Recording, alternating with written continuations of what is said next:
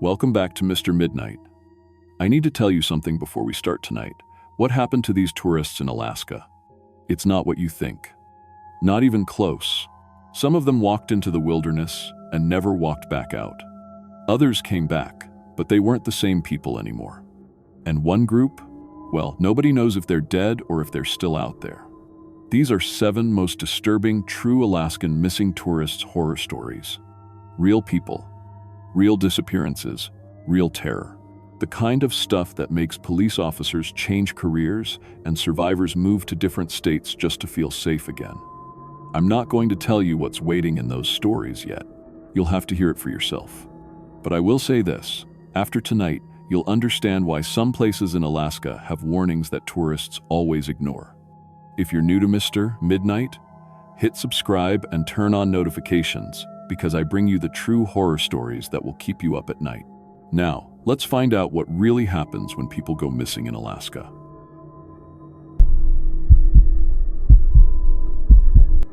My name is Amy Chen, and I've been an elementary school teacher in Portland for 6 years. I love working with kids. There's something pure about how they see the world, how they notice things adults miss. During summers, I usually spend my break reading, hiking, or practicing photography. It's always been a hobby of mine, nothing serious, just taking pictures of flowers and sunsets with my basic Canon camera. But last July, I decided I wanted to get better at it.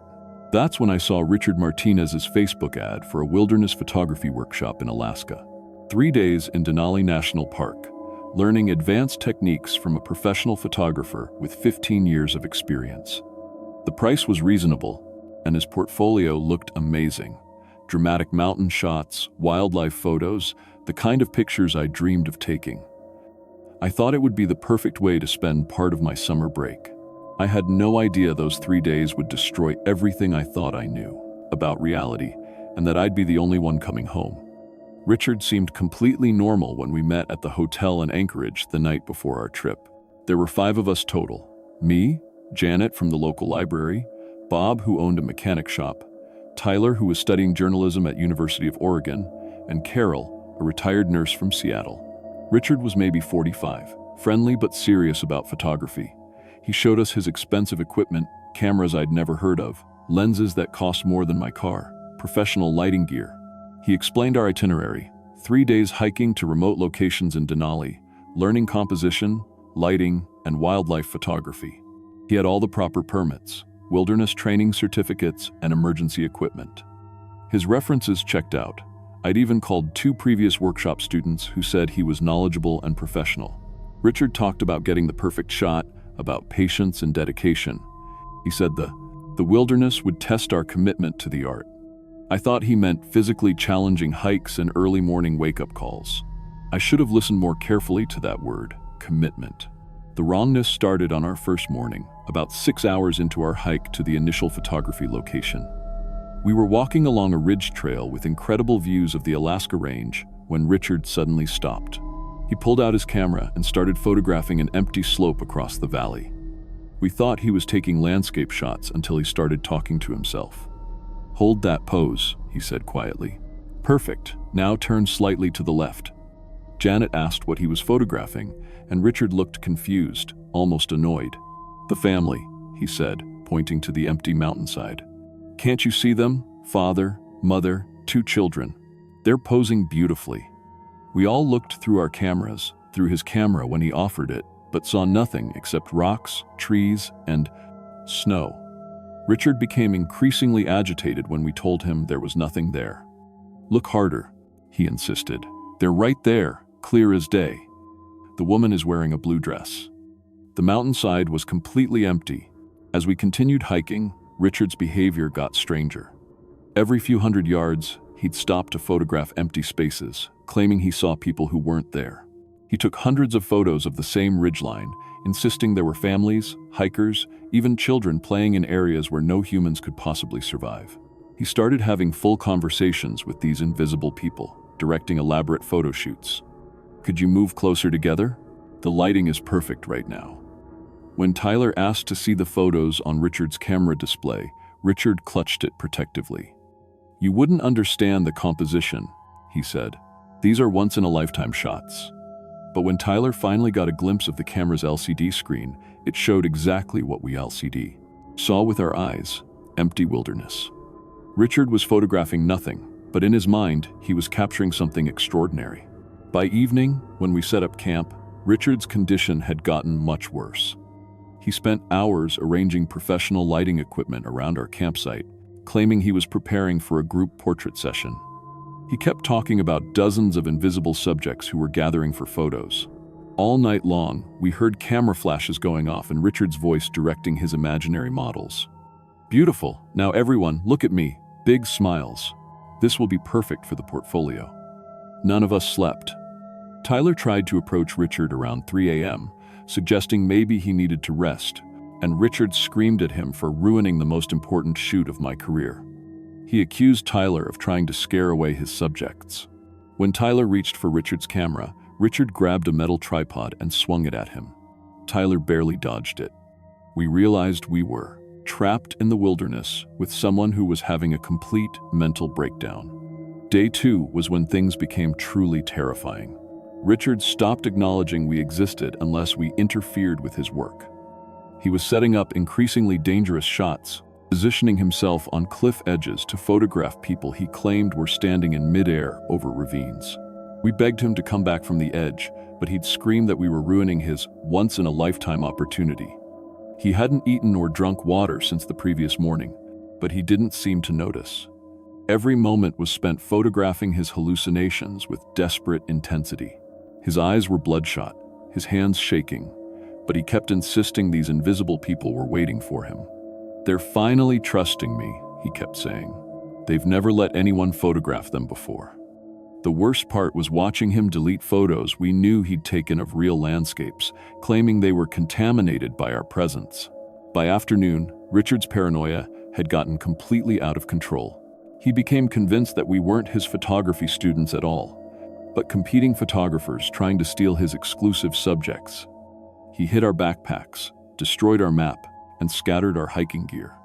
When we demanded our equipment back, he screamed that we were industrial spies sent to sabotage him. He started taking photos of us, but the way he looked at us had changed. We weren't Amy, Janet, Bob, Tyler, and Carol anymore. In his mind, we were threatening strangers with weapons. He barricaded himself behind a pile of camera equipment and wouldn't let us approach. Bob tried to retrieve our confiscated gear, and Richard struck him in the head with a heavy telephoto lens. Blood poured down Bob's face as he staggered backward. We realized Richard wasn't just confused, he was dangerous. We had no choice but to leave Richard behind and try to hike back to the ranger station without proper equipment or navigation tools. Carol, being the oldest at 68, collapsed from exhaustion after 8 hours of difficult hiking. We had to take turns supporting her weight while moving through unmarked wilderness. Tyler volunteered to hike ahead and find help, carrying only a small camera and one water bottle. He promised to bring back rescue teams within hours. That was the last time we saw him alive. We waited at a stream for 6 hours, but Tyler never returned. Janet was developing severe altitude sickness, nausea, headaches, disorientation. Bob's head wound had stopped bleeding, but he was pale and weak. Carol and I made the decision to continue toward what we hoped was the main trail, leaving Janet and Bob at a sheltered spot by the stream. Carol and I found Tyler's body the next morning at the bottom of a steep ravine. His neck was broken, his camera strap still around his shoulder. What haunted us was that his camera contained photos. Dozens of pictures from Richard's first 2 days, showing empty wilderness that Tyler had apparently been documenting. The final photos on Tyler's camera showed Richard's abandoned equipment and empty landscape shots, as if Tyler had been trying to create evidence of what had really happened. We couldn't tell if Tyler had fallen accidentally while trying to climb down for a better signal, or if something else had happened. But seeing his broken body convinced us that we were running out of time. Carol and I made it to a ranger station after 5 days of hiking, dehydrated and exhausted. When we brought search teams back to our last known location, they found only Richard's photography equipment scattered around the abandoned campsite. Richard, Janet, and Bob were gone completely. The search continued for 3 weeks, covering hundreds of square miles with helicopters, dogs, and experienced wilderness teams. They found no trace of the 3 missing people. It was as if Alaska had swallowed them entirely. The evidence of what happened was Richard's abandoned camera equipment and the thousands of photos he'd taken. What investigators found on Richard's cameras disturbed everyone involved in the case. Over 4,000 photos from 3 days, all showing empty wilderness that Richard had meticulously annotated with detailed captions about imaginary people. Beautiful family portrait at sunrise. Children playing by the stream. Elderly couple celebrating anniversary. But the most chilling discovery was Richard's final series of photos, pictures of our group where he'd written captions describing us as armed intruders and dangerous strangers threatening the subjects. In Richard's mind, we had transformed from students into enemies.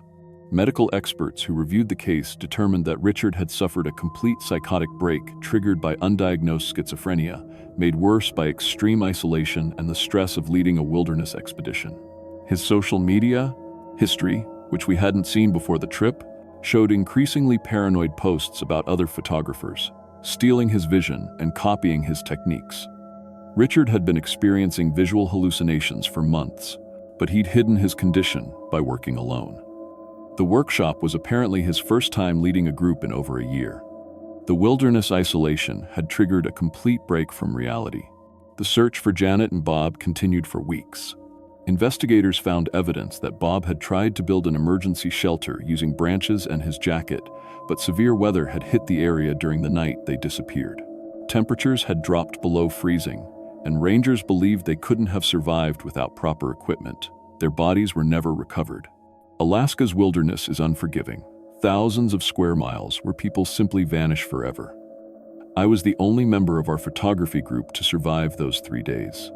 For months afterward, I couldn't look at cameras without seeing Richard's obsessed expression as he photographed his invisible subject. I had nightmares about the sound of his camera flash going off all night and his voice directing impossible photo shoots.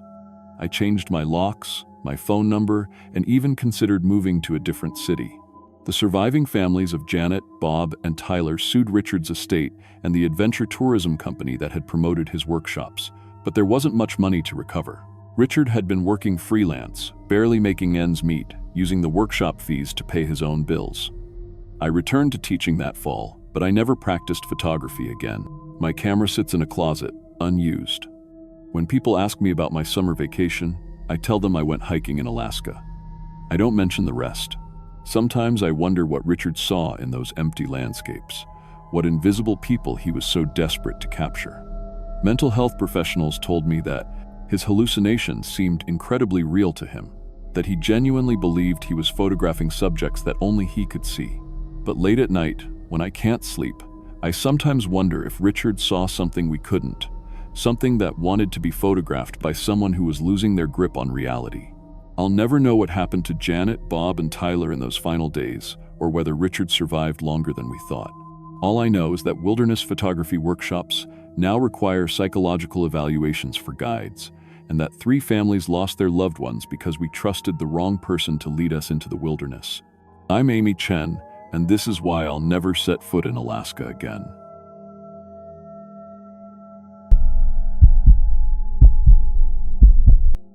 My name is Sarah Peterson, and I work at First National Bank in Fairbanks. I've been planning this family reunion for 8 months. 12 of us, all crammed into one big cabin for a week. It seemed like such a good idea back then. Asterisk, car door slams, excited voices, asterisk, Sarah, this place is amazing. That's my brother Mark. He drives delivery trucks for a living, so he knows his way around Alaska better than most. If Mark was impressed, this cabin had to be special. Asterisk, asterisk, EXT. Aurora Ridge Cabin, day asterisk, asterisk. The cabin sat on a hill overlooking the forest. 2 stories. Big windows, wraparound porch. The rental company called it a luxury wilderness retreat. For $2,400 a week, it better be luxury. Dad was already walking around the property, hands on his hips. Robert Peterson, 62 years old, retired from the phone company. He always checked everything twice. Foundation looks solid, he called out. Good drainage around the house. Mom came up beside me, keys jingling in her hand. Betty Peterson, office receptionist at the local clinic for 30 years. She had this way of organizing chaos that made family gatherings actually work. "Kitchen's fully stocked," she said, checking her list. "Bedrooms are clean. We picked a good one, honey. Asterisk, asterisk, ENT, cabin. Main room, day, asterisk, asterisk." The kids ran straight to the loft. Mark's 2 boys, Tommy and Jake, plus our cousin's kids. Their footsteps echoed on the wooden floors like drumbeats. Jennifer, Mark's wife, was already unpacking in the kitchen. She worked part-time at the grocery store and knew how to feed a crowd. "Look at this view." Our cousin David pointed out the big window. "You can see for miles."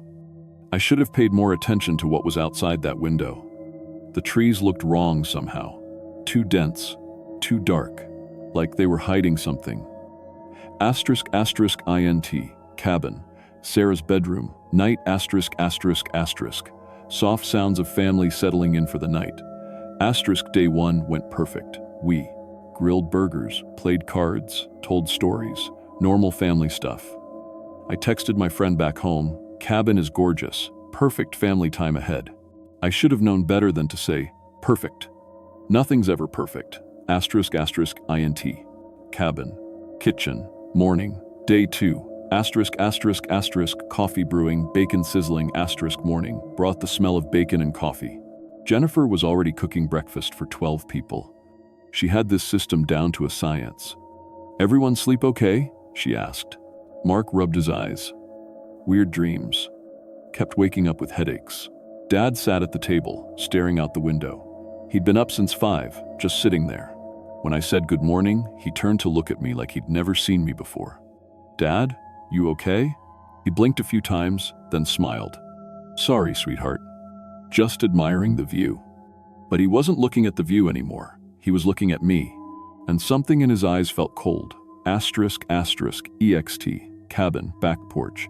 DA asterisk, asterisk, asterisk, children. Playing. Adults talking quietly, asterisk. The second day should have been relaxing. The kids went fishing with David. The adults sat on the porch, drinking beer and catching up. Normal vacation stuff. But Dad kept staring. Not at the forest or the mountains. At us. Like he was studying us. When Mom asked him to help with lunch, he just kept staring. "Robert?" Mom touched his arm. "You feeling all right?" He jerked away like she'd burned him. "Don't touch me." We all went quiet. Dad never talked to Mom like that. Never. Asterisk, asterisk, INT, cabin.man room. Evening, asterisk, asterisk, asterisk, crackling fire, quiet conversation, asterisk. That night, Mark started acting strange too. He sat by the fireplace, but he wasn't watching the flames. He was watching us. His eyes moved from person to person, like he was counting. Uncle Mark? Tommy, his 8-year-old son, crawled into his lap. "Want to read with me?" Mark's face went blank. He looked at Tommy like the boy was a stranger. "Who are you?" Tommy's lip started to tremble. "I'm Tommy. I'm your son." Jennifer snatched Tommy away. "Mark, what's wrong with you?" Mark blinked, and suddenly, he was normal again. "Sorry, buddy. Daddy's just tired." But his voice sounded hollow. Asterisk, asterisk, int. Cabin, Sarah's bedroom. Night, asterisk, asterisk, asterisk. Muffled sounds through walls, restless movement. Asterisk, I couldn't sleep. Through the walls, I heard Mark pacing in his room. Back and forth, back and forth. Sometimes he would stop, and I'd hear him talking. But Jennifer wasn't answering. Around 3 in the morning, I heard footsteps in the hallway. I cracked my door open and saw Dad standing at the big window in the main room. Just standing there in his pajamas, looking out at nothing. "Dad?" I whispered. He turned around slowly. In the moonlight, his face looked different, thinner. His eyes seemed too big for his head. "This is home now," he said. His voice was flat, emotionless. "We don't need to leave anymore. Dad, this is just a vacation. Rental. We go home on Sunday." He smiled, but it wasn't Dad's smile. "No, this is home. This has always been home." I shut the door and locked it. Asterisk, asterisk, INT. Cabin, kitchen, morning, day 3. Asterisk, asterisk, asterisk, tense atmosphere, forced normalcy. Asterisk, Friday morning. Dad and Mark sat together at the kitchen table. They weren't talking to anyone else. They just whispered to each other and stared at the rest of us. Jennifer was crying while she made coffee. "Something's wrong with Mark," she told me. "He doesn't remember me. He keeps asking who I am and why I'm in his house." Tommy had drawn a picture of the family. In his crayon drawing, Grandpa and Uncle Mark had black scribbles for faces. At the bottom, he'd written, "Grandpa won't talk to me. 8-year-olds don't lie about stuff like that. Asterisk, asterisk, INT. Cabin, MAN room. Afternoon, asterisk, asterisk, asterisk. Growing tension, hushed conversations, asterisk." By afternoon, Dad and Mark weren't just acting strange. They were acting dangerous. When Mom tried to pack some bags, Dad grabbed her wrist. "Nobody leaves," he said. "This is our home. These people are trying to take us away from our home. Robert, I'm your wife. These are our children." Dad looked at her with complete confusion. "I don't know you. Why are you in my house?" That's when I knew we had to get out. I sent a text to my friend. "Something wrong with Dad and Mark. Acting like different people. Should we leave early?" The text never went through. No signal. Asterisk, asterisk, INT. Cabin, various rooms. Evening, asterisk, asterisk, asterisk. Scattered conversations. Growing fear. Asterisk. We tried to keep things normal for the kids, but it was impossible. Dad and Mark followed us around the cabin like guards. They blocked the doors. When David tried to go outside for firewood, Mark stopped him. "You can't leave," Mark said. "Nobody leaves home." "Mark, this isn't your home. We're renting this place." Mark's face went blank again. "I've always lived here. You're trying to trick me." Jennifer tried calling 911, but her phone had no signal. None of our phones worked. 12 cell phones, all dead. Asterisk, asterisk, INT. Cabin, kitchen, night, asterisk, asterisk, asterisk. Water running, quiet desperation, asterisk. That night, I was filling a glass of water when I noticed something wrong with the tap. The water looked cloudy. It tasted metallic, like pennies. I found David in the living room. "Have you noticed anything weird about the water?" "Everything's weird about this place," he said. "Look at this." He showed me a journal he'd found in a drawer. The handwriting wasn't ours, but the words were familiar. Day 3. Robert and Mark acting strange. Won't let us leave. Something wrong with their minds. Different handwriting below that. Day 4. More of them changed. Kids are scared. Water tastes like metal. Another entry. Day 5. Only 3 of us left unchanged. They say this is home now. They don't remember their real lives. The journal had dozens of entries. Different families, different handwriting. All the same story. Asterisk, asterisk, INT. Cabin, Sarah's bedroom. Late night, asterisk, asterisk, asterisk. Desperate whispering, fear.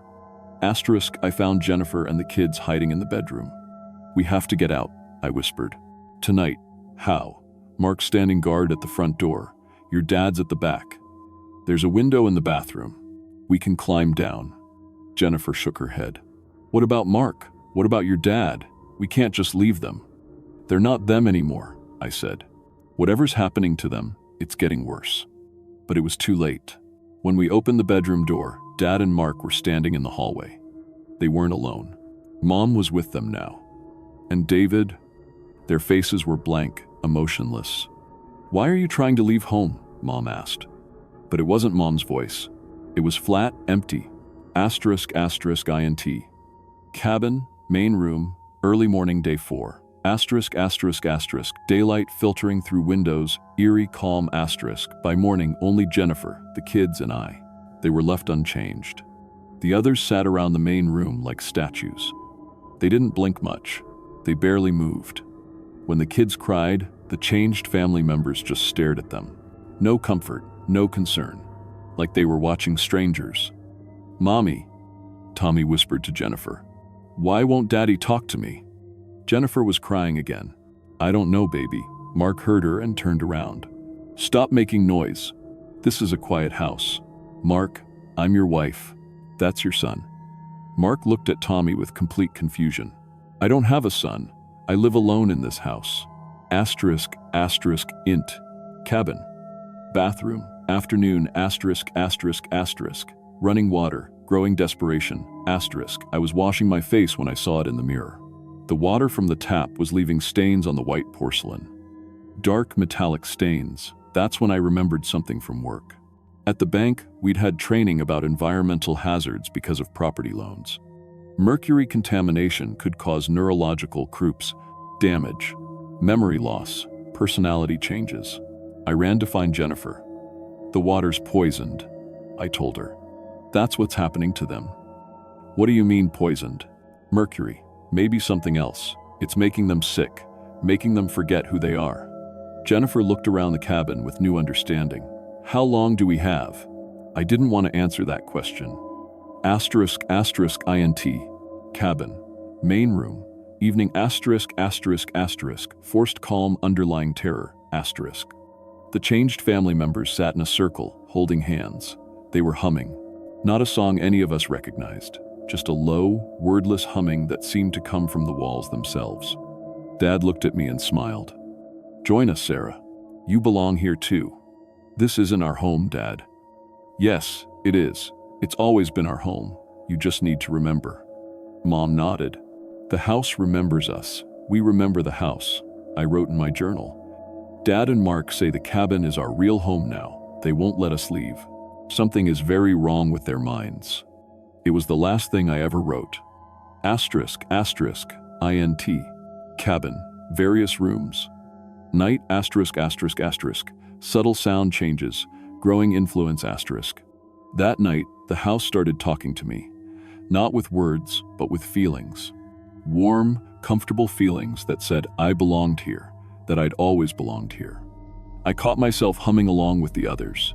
The sound felt natural, like breathing. Jennifer was fighting it too. Sarah, we have to stay awake. We have to keep thinking about home, our real home. But what was our real home? The memories felt fuzzy now. Had I always lived in this cabin? Had I always worked at the bank? Or was that just a dream? The metal taste in my mouth was getting stronger. Asterisk, asterisk, int. Cabin, main room, morning, day 5, asterisk, asterisk, asterisk. Peaceful atmosphere, false comfort, asterisk.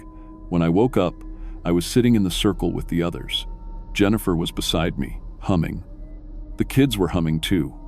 We were all holding hands. Good morning, family, Dad said. But now his voice sounded normal again. Warm, loving. Good morning, I replied. The words came automatically. Wait, why was I surprised? We'd always lived here together. This was our home. This had always been our home. In the distance, I could hear helicopters. Strange.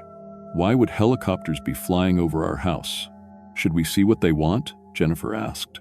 Dad smiled peacefully. No need. We're home. We're all home now. The humming started again. I joined in. It felt right. The metallic taste didn't bother me anymore. Asterisk, asterisk, ext. Aerial view. Cabin, day. Asterisk, asterisk, asterisk. Helicopter sounds fading. Ominous silence, asterisk. The search and rescue teams would find the cabin empty 3 days later. All the cars still in the driveway. All the belongings still inside. Beds unmade, food spoiling in the refrigerator. They would find journals from 23 different families, all telling the same story, all ending the same way. You would find children's shoes scattered in the forest, torn clothing hanging from tree branches 15 miles away. They would test the water and find mercury levels 47 times above the safe limit. They would discover the abandoned mine beneath the property, the contaminated soil that had been covered up for decades, but they would never find the Peterson family. Asterisk, asterisk, int. Cabin, main room, present day, asterisk, asterisk, asterisk. Peaceful silence, eternal waiting, asterisk. Because we're still here, we've always been here. This is our home. And when the next family arrives for their vacation, we'll be waiting to welcome them home too. The cabin remembers everyone who stays here. And eventually, everyone remembers that they belong to the cabin. Forever.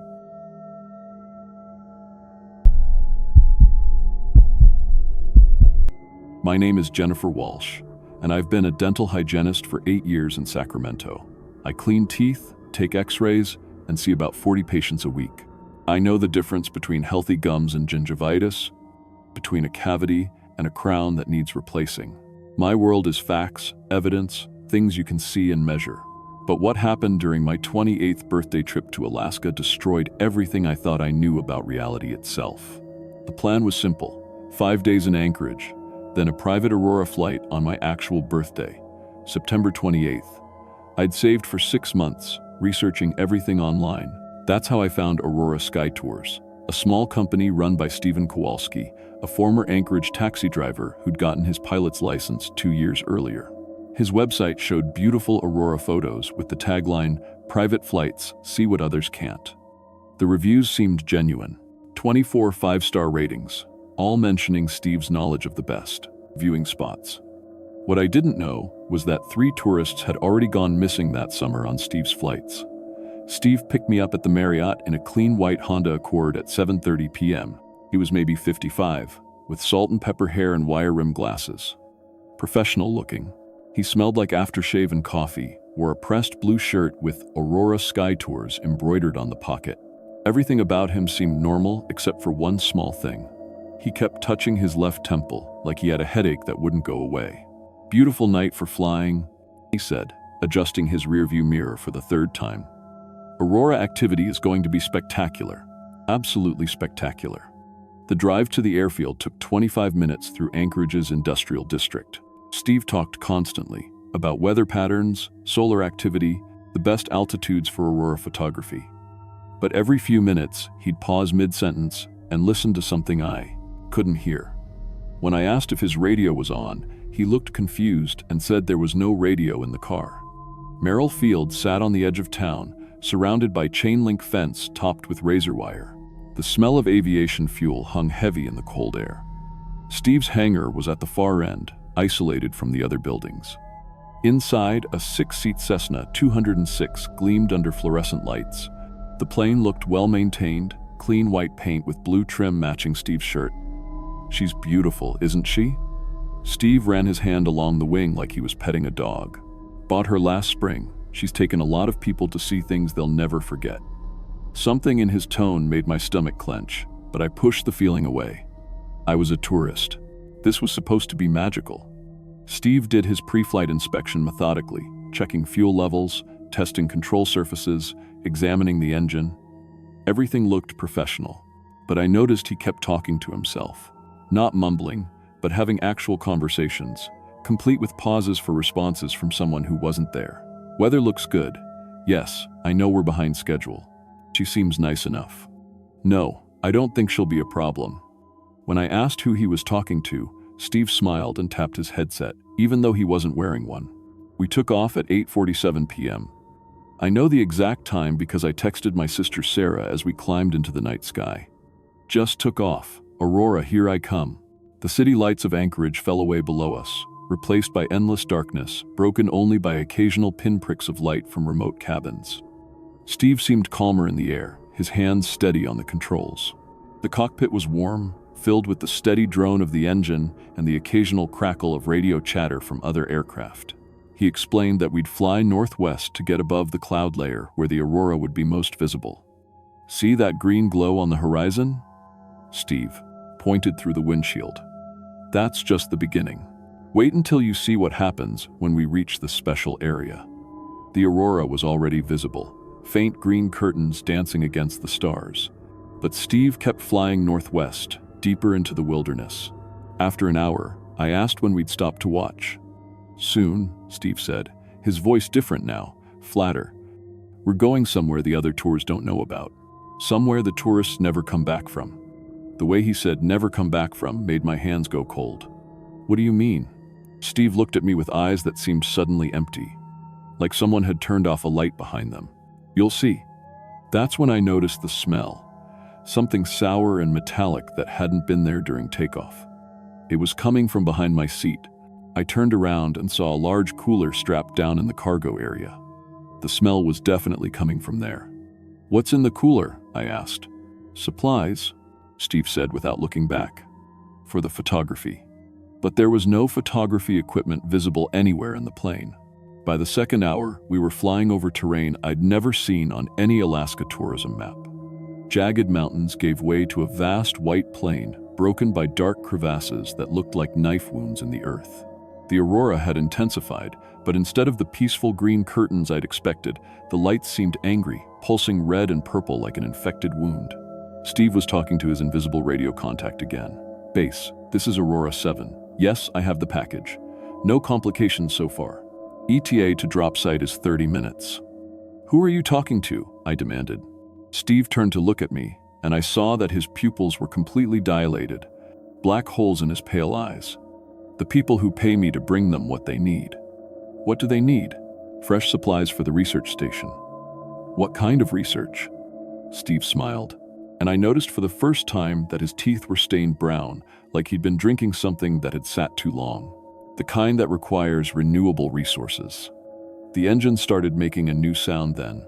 Not the steady drone I'd grown used to, but a rhythmic knocking like someone trapped inside trying to get out. Steve checked his instruments and frowned. "That's not supposed to happen yet," he muttered. "We're still 20 minutes from the drop site." "Drop site for what?" But Steve was too busy fighting with the controls to answer. The plane was losing altitude, and something was definitely wrong with the engine. Through the windshield, I could see we were approaching what looked like a small landing strip carved into the ice. Just two parallel lines of lights in the middle of nowhere. "There," Steve said with relief. "Right on schedule." As we descended, I could make out buildings around the landing strip. Prefab structures with no windows and what looked like heavy equipment. Most disturbing were the lights, not the warm yellow glow of normal buildings, but harsh white surgical lights that hurt to look at. "What is this place?" I asked. "Research station," Steve said as he lined up for landing. "They study tourist behavior, how long people can survive in controlled environments, what makes them scream, how much they remember afterward." The plane touched down hard on the ice runway. As we rolled to a stop, I could see figures emerging from the buildings, people in white coveralls and surgical masks. They were wheeling gurneys toward the plane. "Steve, we need to leave, right now." But Steve was already shutting down the engine. "Can't leave," he said cheerfully. "You're the delivery." That's when I understood, the smell from the cooler. The missing tourists from Steve's previous flights. The research station that wasn't on any map.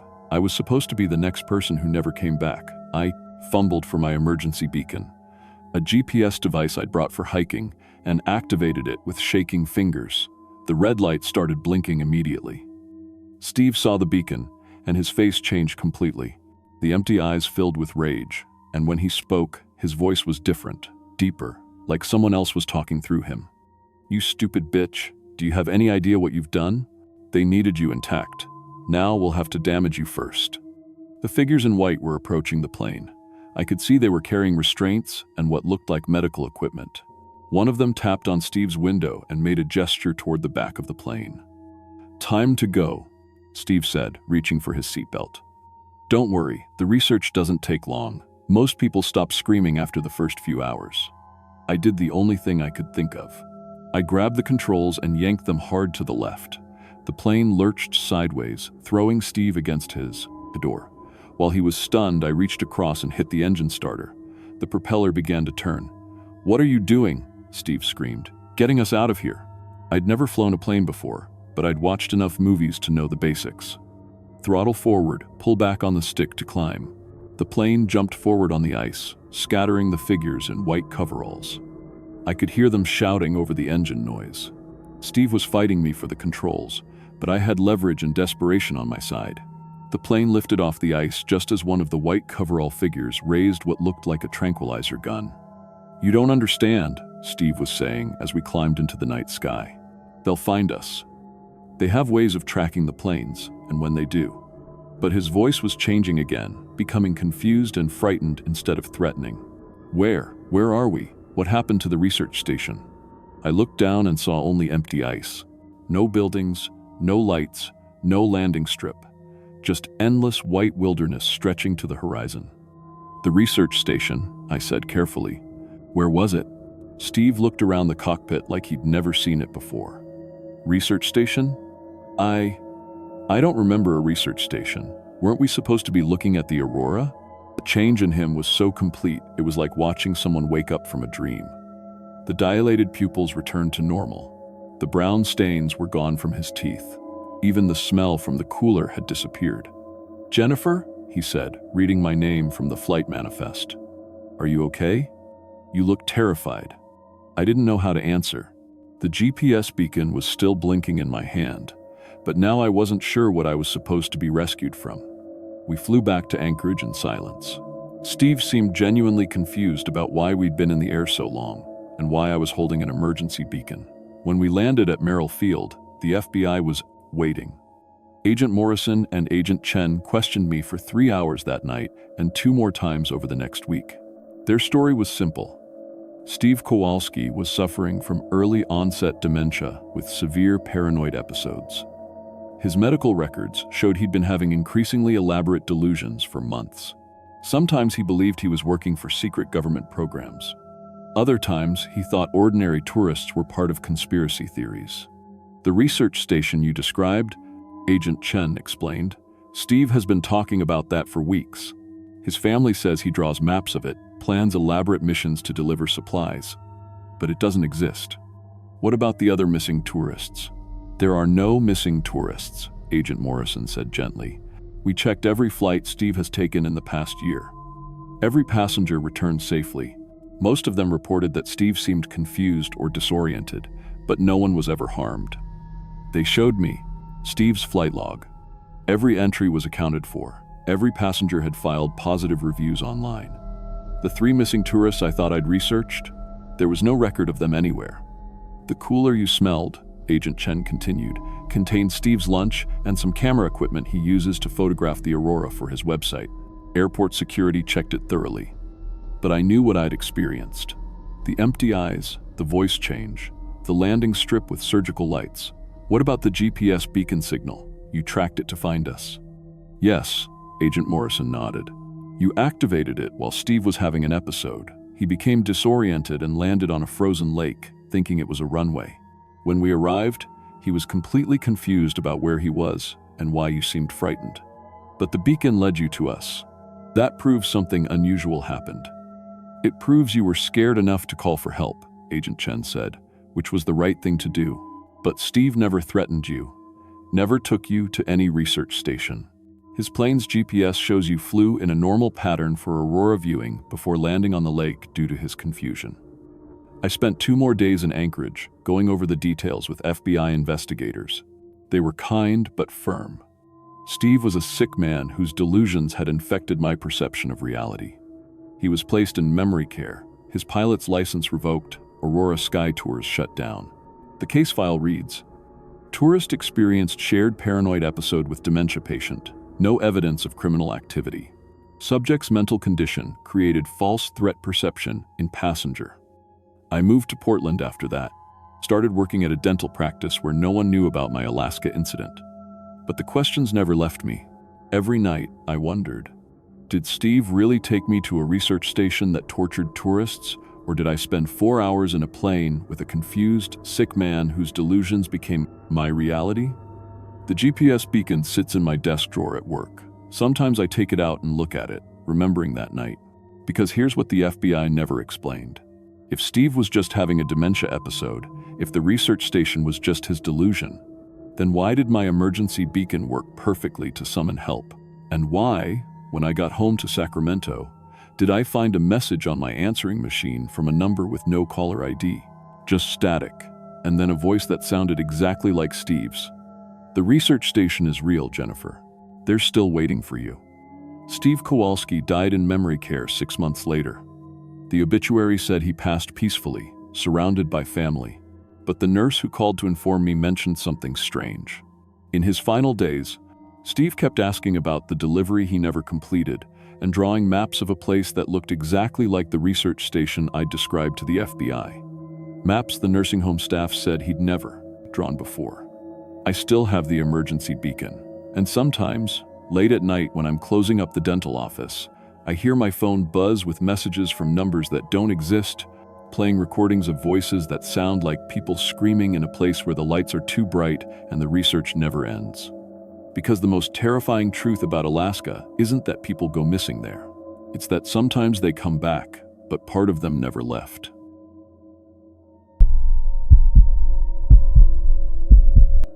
My name is Alex Martinez. and I've been working as an insurance claims adjuster for Southwestern Mutual for 8 years. I investigate everything from house fires to car accidents, documenting damage and determining payouts. I've seen people at their worst moments, after tornadoes destroyed their homes, after accidents changed their lives forever. I thought I'd seen every kind of human tragedy possible. But what happened during our Labor Day hiking trip to Denali National Park in Alaska showed me there are things out there that no insurance policy could ever cover. I organized this trip because I needed a break from Phoenix heat and endless paperwork. Maya Gonzalez, who works as a cashier at our local grocery store, and Ben Williams, who does maintenance at the apartment complex where I live, were my hiking buddies.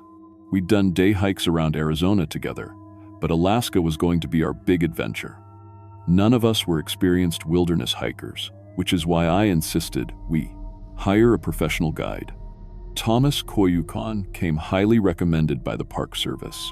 He was Athabaskan native, probably in his 50s, with deep knowledge of the area. During our safety briefing at park headquarters, Thomas covered the usual stuff: bear safety, weather changes, emergency procedures. But then he started talking about something called Kushtaka. These are shapeshifters, Thomas said, completely serious. They appear as people you know, animals you trust.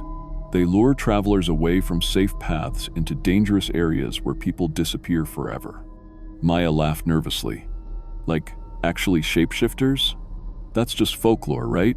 Thomas looked directly at her. My grandfather taught me these stories. His grandfather taught him.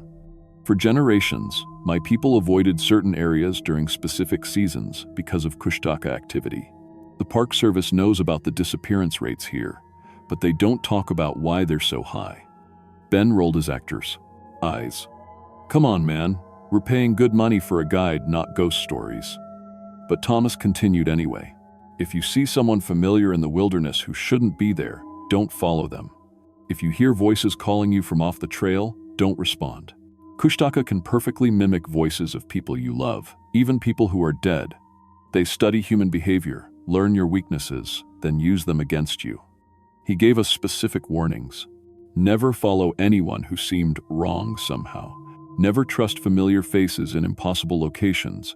And most importantly, if we got separated from the group, follow water downstream toward civilization. The first day went perfectly. Beautiful scenery, wildlife sightings of caribou and eagles, and Thomas shared traditional stories around our campfire that night. His knowledge of the area was incredible. He could identify animal tracks from a distance, predict weather changes by cloud formations, and navigate without GPS using landmarks his family had used for generations. Day 2 morning, everything changed. Maya was packing her sleeping bag when she suddenly stopped and stared into the forest.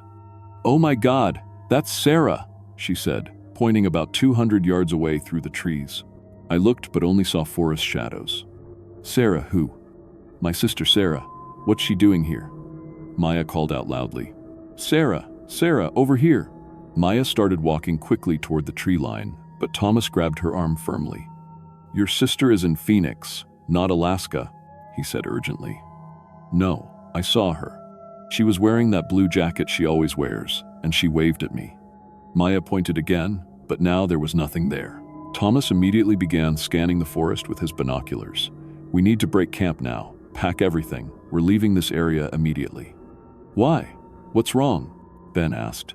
"They've found us," Thomas said grimly. "When Kushtaka start appearing as family members, it means they're actively hunting your group." We packed quickly, but I noticed Thomas kept looking over his shoulder and checking his GPS more frequently than usual. The relaxed atmosphere from yesterday was completely gone. That afternoon, while hiking along a ridge trail, Ben suddenly stopped walking. "Do you guys hear that?" he asked. We all listened. I heard wind through trees, our footsteps on gravel, nothing else. "It's my dad," Ben said, his voice getting emotional. "He's calling my name from down in that ravine. He sounds hurt." Ben's father had died from a heart attack 6 months earlier. We'd all attended the funeral. "Ben, your father is gone," I said gently. "There's nobody down there." But Ben was already moving toward the ravine edge. "No, listen, Dad, I'm coming." Thomas physically restrained Ben from climbing down. "This is exactly what I warned you about. Kushtaka often use voices of deceased relatives because the emotional pull is too strongest. Ben struggled against Thomas's grip. You don't understand. He needs help. I can hear him calling my name. From my position, the ravine looked empty, just rocks and scattered trees about 50 feet down. No sign of anyone, living or dead. Around sunset, we were setting up camp near a river when Maya pointed across the water. Look, there's a park ranger trying to get our attention. About 100 yards away, a figure in official-looking uniform was waving at us and gesturing for us to come over. The person called out in a clear, authoritative voice, "Emergency situation, you need to cross the river immediately. Someone in your group has been reported missing." Thomas immediately pulled out his binoculars and studied the figure carefully. After a long moment, he lowered them with a troubled expression. "That's not a real ranger," he said. "The proportions are wrong. Arms too long, face slightly distorted, movements too fluid. Real humans don't move like that." As we watched, the ranger's appearance began shifting subtly. Facial features seemed to move slightly, body proportions changed, and the voice became just a little too perfect, like a recording. "This is what I meant about Kushtaka," Thomas explained. "They're master mimics, but they can't perfectly replicate human anatomy. There's always something slightly wrong if you know what to look for." The fake ranger continued calling to us for about 10 minutes, then simply walked into the forest and disappeared. That night was terrifying. We were surrounded by familiar voices calling from the darkness around our camp. Maya's mother, calling her name and asking why she hadn't called home. Ben's ex-girlfriend, saying she needed to talk to him urgently. My brother, David, from Seattle, claiming he'd driven up to surprise me and was lost. Thomas made us stay inside our tents, no matter what we heard. "Going outside means certain death or disappearance," he warned. "They'll lead you away, and you'll never find your way back." The voices got closer and more desperate throughout the night. Maya's mother claimed to have fallen and broken her ankle just outside our camp. Ben's ex-girlfriend said she was being chased by a bear and needed immediate help. My brother insisted his car had broken down just up the trail and he needed assistance. Through our tent walls, we could see shadows of people we recognized walking around our campsite. Maya started crying because she swore she could see her deceased grandmother standing right outside her tent, holding out her arms for a hug. I barely slept. Every voice sounded completely real and authentic. If I hadn't been warned by Thomas, I would have gone outside to help multiple times. Morning revealed the truth. Dozens of humanoid tracks surrounded our camp, far too many for the number of people we'd seen. But the tracks were wrong. Some were too long, others showed extra toe impressions, many had impossible foot positions like toes pointing backward. "They were testing us all night," Thomas said, examining the tracks, seeing which emotional triggers worked best. While we were packing up to leave the area, Thomas suddenly stopped what he was doing and stared toward the tree line. "Wait," he said slowly. "I see my son." A young Athabascan boy, maybe 10 years old, was standing about 50 yards away, partially hidden behind a large pine tree. The boy waved and called, "Papa, come here." I found something amazing. Thomas began walking toward the tree line, despite everything he'd taught us about not following familiar figures. "Thomas, stop," I called. "Remember your own warnings." But Thomas ignored us completely, walking faster toward the boy. "That's definitely my son." Same voice, same gestures. He must have followed us somehow. Thomas disappeared into the forest within minutes. When we followed his tracks, they simply ended in an open clearing, with no explanation. No sign of Thomas or the boy, no indication where they'd gone. We were now completely lost in unmarked wilderness with no guide and no real hiking experience. Without Thomas, everything became 10 times more difficult. Our GPS showed conflicting information, pointing us toward trails that didn't exist. Our emergency satellite communicator couldn't get a signal despite clear skies. Ben started behaving strangely. He kept insisting he could see his apartment building through the trees and tried to walk toward it several times.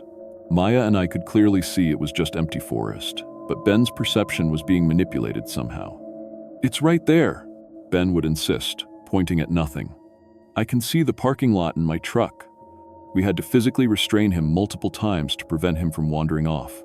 On day 4, Maya said she needed to use the bathroom and walked about 50 feet from our camp behind some bushes. Normal stuff. But then we heard her talking to someone in a friendly, relaxed voice, like she was having a casual conversation with an old friend. "Oh my gosh, I can't believe you're here." Maya's voice carried clearly through the forest. "How did you find us? This is so crazy." When Ben and I went to check on her, Maya was gone. But we could still hear her voice moving away through the forest, chatting casually with someone we couldn't see. "Maya," I called. "Maya, come back." Her voice faded into the distance, still talking happily to her invisible companion. I was now completely alone. The psychological warfare intensified immediately. Fake versions of Maya and Ben began approaching my camp regularly, perfectly mimicking their voices and mannerisms, begging me to follow them to safety. "Alex, we found a way out," fake Maya would call. "There's a ranger station just over this ridge. Come on." "Dude, I can see the parking lot from here," fake Ben would insist. "We can get to the car and go home." But I could tell they were fake because their eyes reflected light like an animal's, and they never blinked or breathed naturally. Their movements were just slightly too smooth, too perfect. For 3 days, I was stalked by dozens of fake people I recognized. Co-workers from the insurance office, neighbors from my apartment complex, relatives from Phoenix. They all offered help, directions, food, rescue, all of them trying to lure me away from my camp. I remembered Thomas's emergency advice about following water downstream. Kushtaka supposedly couldn't cross running water, so I packed what I could carry and started hiking along the river we'd camped near. For 3 more days, I followed that river, while being followed by an increasing number of fake people calling my name and offering assistance. Sometimes I recognized them, sometimes they were strangers who claimed to be park rangers or search and rescue volunteers. The fake people would walk parallel to the river on both sides, but none of them ever tried to cross the water. They just kept calling and gesturing for me to come away from the riverbank. On day 7, real park rangers found me along the river, severely dehydrated and suffering from exposure, but alive. I was probably only 6 hours from the main road. The search and rescue operation was massive. Teams covered hundreds of square miles looking for Thomas, Maya, and Ben. They used helicopters, tracking dogs, thermal imaging equipment, nothing. 3 experienced hikers had vanished completely in well-mapped terrain. I told the rangers everything that happened, but I could see in their faces they thought I was suffering from dehydration, hallucinations, or psychological trauma. The official report listed environmental exposure and possible wildlife encounter as probable causes for the disappearances. But later, off the record, several Athabascan elders confirmed that the area where we'd hiked was traditionally avoided due to high Kushtaka activity. They'd been warning people about that region for generations. Rangers did find one piece of disturbing physical evidence throughout the search area: thousands of unusual tracks. Humanoid, but anatomically impossible. The tracks showed clear evidence of bipedal creatures with varying foot sizes and shapes, suggesting multiple non-human entities. Local search and rescue teams told me privately that our area has the highest rate of unexplained disappearances in Alaska. Multiple Alaskan native tribes have similar stories about shape-shifting entities that hunt humans in remote wilderness areas. I moved back to Phoenix and refused to enter any wilderness area larger than a city park. I process insurance claims from my office now, documenting normal human tragedies: AC, car accidents, house fires, medical emergencies, things that make sense. But sometimes, late at night when I'm reviewing claim files, I hear Maya's voice or Ben's voice calling my name from empty hallways in the office building. And I remember Thomas's warning about how Kushtaka never stop hunting once they've chosen their prey. Thomas was right about everything. There are things in Alaska's wilderness that science can't explain, and tourists are their preferred prey. The insurance industry has statistics on everything, but there's no policy that covers shape-shifting predators. If you're planning to visit remote areas of Alaska, hire a native guide who knows the traditional warnings. Listen to the folklore.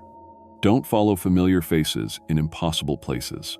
And whatever you do, never leave the trail to help someone who shouldn't be there. Because they're still out there, wearing the faces of people you love, calling your name from the darkness.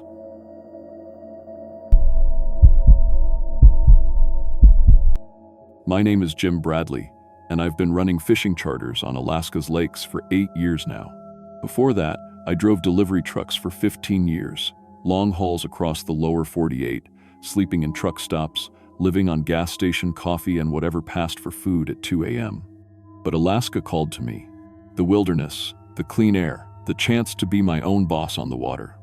I bought a 32-foot fishing boat, got my captain's license, and started Northern Dreams charter service.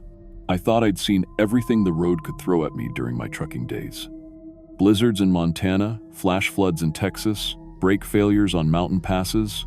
But what happened on Lake Iliamna last December changed everything I thought I knew about what's really out there in the deep water. Lake Iliamna is Alaska's largest lake, over 1,000 square miles of deep, cold water. Most days, it's peaceful, perfect for salmon fishing. The locals have stories about the lake, old native tales about giant creatures living in the depths. I always figured they were just stories to keep tourists interested. I was wrong. December 5th started like any other charter day. Clear skies, calm water, temperature around 30 degrees. I had 4 passengers that morning: Lisa Martinez, a school secretary from Anchorage; Dave Thompson, an auto mechanic; Karen Chen, who worked at a bakery downtown; and Mr. and Mrs. Foster, an older couple from Seattle celebrating their anniversary. We launched at sunrise from the small marina near Iliamna Village. The boat was running perfect, both engines purring, fish finder working fine, radio clear. I'd checked everything twice the night before, like I always do. Fuel tanks full, safety equipment inspected, life jackets counted. After driving trucks for so many years, checking your equipment becomes second nature. Your life depends on it. The first few hours were great. We caught some nice salmon. Everyone was happy and relaxed. Lisa was taking pictures of everything, her first time in Alaska. Dave was asking technical questions about the boat's engines, being a mechanic and all. Karen kept pointing out eagles and other wildlife. The Fosters were just enjoying being on the water together. Around noon, we were fishing in about 200 feet of water when my fish finder started acting weird. The screen showed what looked like a massive object moving underneath us, maybe 60 feet down. At first, I thought it was a school of fish, but the shape was wrong. Too big, too solid. "Captain, what's that on your screen?" Dave asked, looking over my shoulder. I tapped the display. Probably just a log or some debris. Lake's full of old timber. But logs don't move against the current, and they definitely don't show up as one solid mass the size of a bus. I tried adjusting the fish finder settings, thinking maybe the sensitivity was too high. Nothing changed. The object was still there, and it seemed to be, rising toward the surface. "Hey, look at that," Karen said, pointing off the starboard side. About 50 yards away, something dark was moving just under the water. At first it looked like a shadow, but shadows don't create wakes. Whatever it was huge and moving fast. "Probably just a log rolling in the current," I said, but my voice didn't sound as confident as I wanted it to. Then Lisa screamed. Right next to our boat, maybe 10 feet away, something broke the surface. At first I thought it was debris or maybe a fallen tree. But then I saw the head.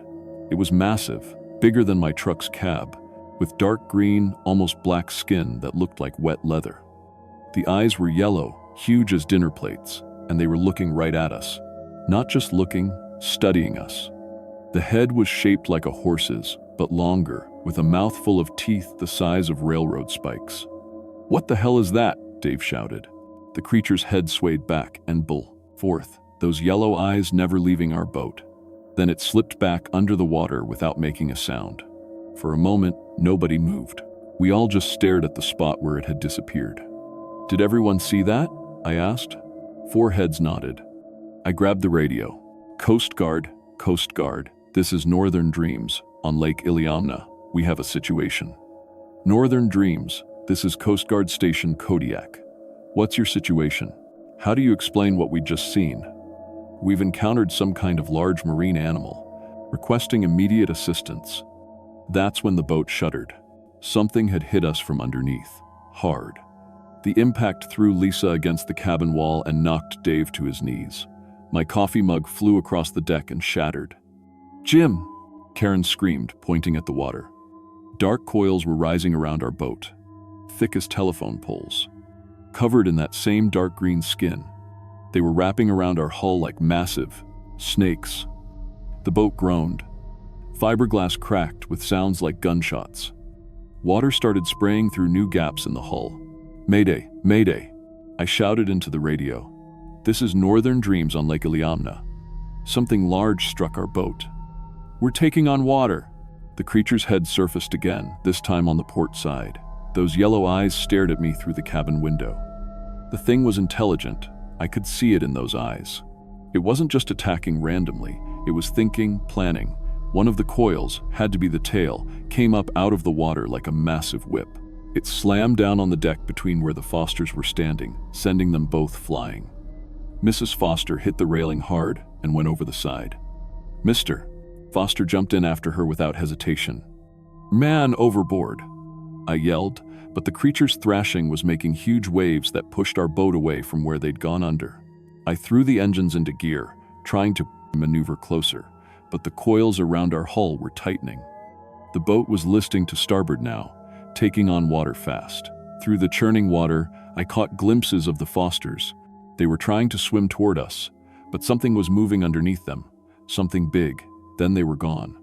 Just like that, no scream, no splash. The water went calm where they'd been swimming, as if they'd never existed. "Where are they?" Lisa was crying, hanging onto the cabin door. "Where did they go?" The creature's head appeared again, closer this time. Water dripped from its massive jaws. There was something red caught between its teeth. "We need to abandon ship," I said. "Everyone into the life rafts. Now." I activated the emergency inflation for both life rafts, while Dave and Karen helped Lisa get her life jacket secured. The boat was listing worse now, the deck tilting at a dangerous angle. The first life raft inflated and hit the water. Dave helped the women climb down into it, while I grabbed the emergency supplies and radio. "Coast Guard, this is Northern Dreams. We're abandoning ship. 4 souls in life rafts. 2 passengers lost overboard. Copy Northern Dreams. Helicopter en route.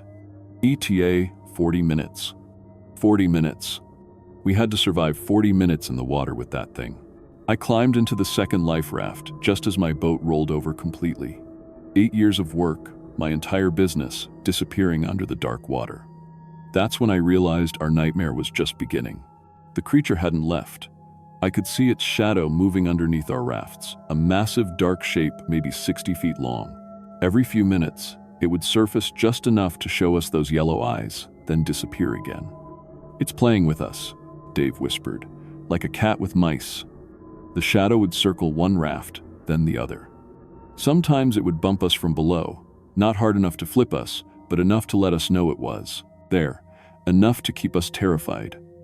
"Why isn't it attacking?" Karen asked. "Maybe it's full," Lisa said quietly. I didn't want to think about what that meant. For over an hour, we floated there with that thing circling beneath us. Every time someone moved, every time a wave rocked the rafts, we held our breath waiting for those massive coils to wrap around us. Then we heard it, the most beautiful sound in the world. Helicopter rotors. The Coast Guard chopper appeared over the ridge, and suddenly the shadow under our rafts vanished. Whatever that creature was, it didn't want to be seen by anyone else. The rescue was textbook perfect. They pulled all 4 of us up one by one. As we flew away, I looked down at the lake. The water was calm and peaceful, like nothing had ever happened. But I knew better. The official report called it an unexplained marine animal encounter. The Coast Guard investigators found pieces of my boat washed up on shore, but the damage patterns didn't match anything they'd seen before. Crushing marks and punctures that didn't fit any known sea life. Mr. and Mrs. Foster's bodies were never found. The search went on for days, but Lake Iliamna is deep, over 900 feet in some places. Deep enough to hide anything. All 4 of us survivors passed lie detector tests. We all told the same story. But who's going to believe a story about a 60-foot lake monster? I sold what was left of my charter business 2 weeks later, went back to driving trucks.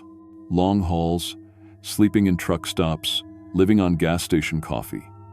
But now when I'm driving at night through empty country, I find myself thinking about deep water and yellow eyes. The locals weren't surprised by our story. They've been telling tales about the Tizaruk for generations, giant serpents that live in Alaska's deepest lakes. The elders just nodded when they heard what happened to us. Should have listened to the old warnings, one of them told me. I won't fish Lake Iliamna again, none of us will. But sometimes, when I'm hauling freight past a lake or river, I catch myself wondering what else might be living in the deep water. What other things the old stories got right? Dave moved back to the lower 48. Lisa transferred to a school in Fairbanks. Karen sold her bakery and left Alaska entirely. We all scattered, like survivors of some terrible accident we couldn't talk about. But we know what we saw. We know what took the Fosters. And we know it's still out there, waiting in the deep water of Lake Iliamna. If you ever go fishing up there, remember this. When the fish finder shows something too big to be a fish, and the old-timers start talking about things that live in the deep water, maybe it's time to head back to shore. Some things in the wilderness are better left alone.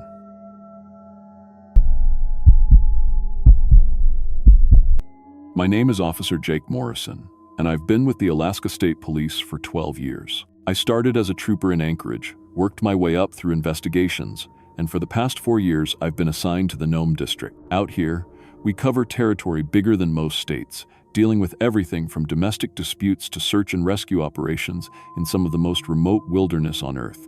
I've pulled bodies from frozen rivers, tracked down missing hunters, and investigated more unexplained disappearances than I care to count. But what happened in January 2024, 30 miles outside Nome, changed everything I thought I knew about my job and what's really out there in the Alaskan wilderness. The call came in on January 24th at 6:42 a.m. A cabin rental company reported that 3 tourists had failed to check out and weren't responding to phone calls. Sarah Kim, Mike Rodriguez, and Jessica Williams had rented the Whitefish Lake cabin for a week-long Aurora viewing vacation. The cabin was way out there, 30 miles from the nearest road, accessible only by snowmobile or bush plane. The rental company had tried radio contact for 2 days with no response, which wasn't unusual. Cell service was non-existent out there, and tourists often ignored check-in protocols, but company policy required a welfare check after 48 hours of no contact. I grabbed my partner, Trooper Lisa Chen, and we loaded our snowmobiles onto the trailer. The weather forecast showed clear skies but minus 20 degrees, pretty standard for January. We'd done dozens of these welfare checks before. Usually we'd find tourists who'd lost track of time or had equipment problems. Sometimes we'd find them drunk and having too good a time to remember checkout dates. The worst cases were usually medical emergencies or accidents with the wood stove. The drive to the trailhead took 2 hours on icy back roads. We unloaded the snowmobiles and checked our gear, emergency, medical kit, radio equipment, GPS units, survival gear for overnight if needed.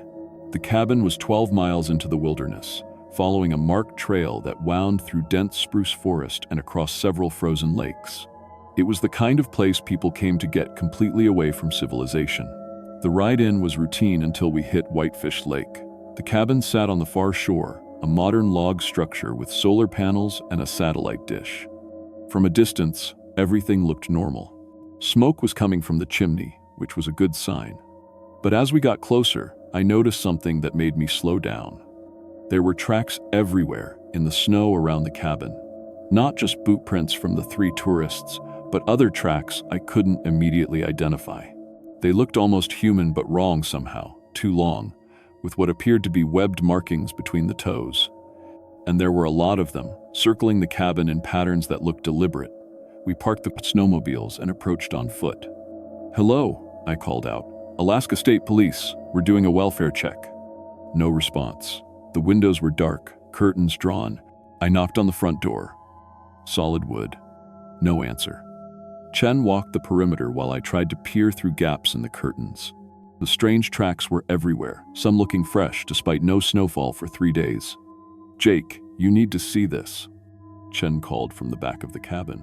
She was standing near the bedroom windows, pointing at deep scratches in the wood siding.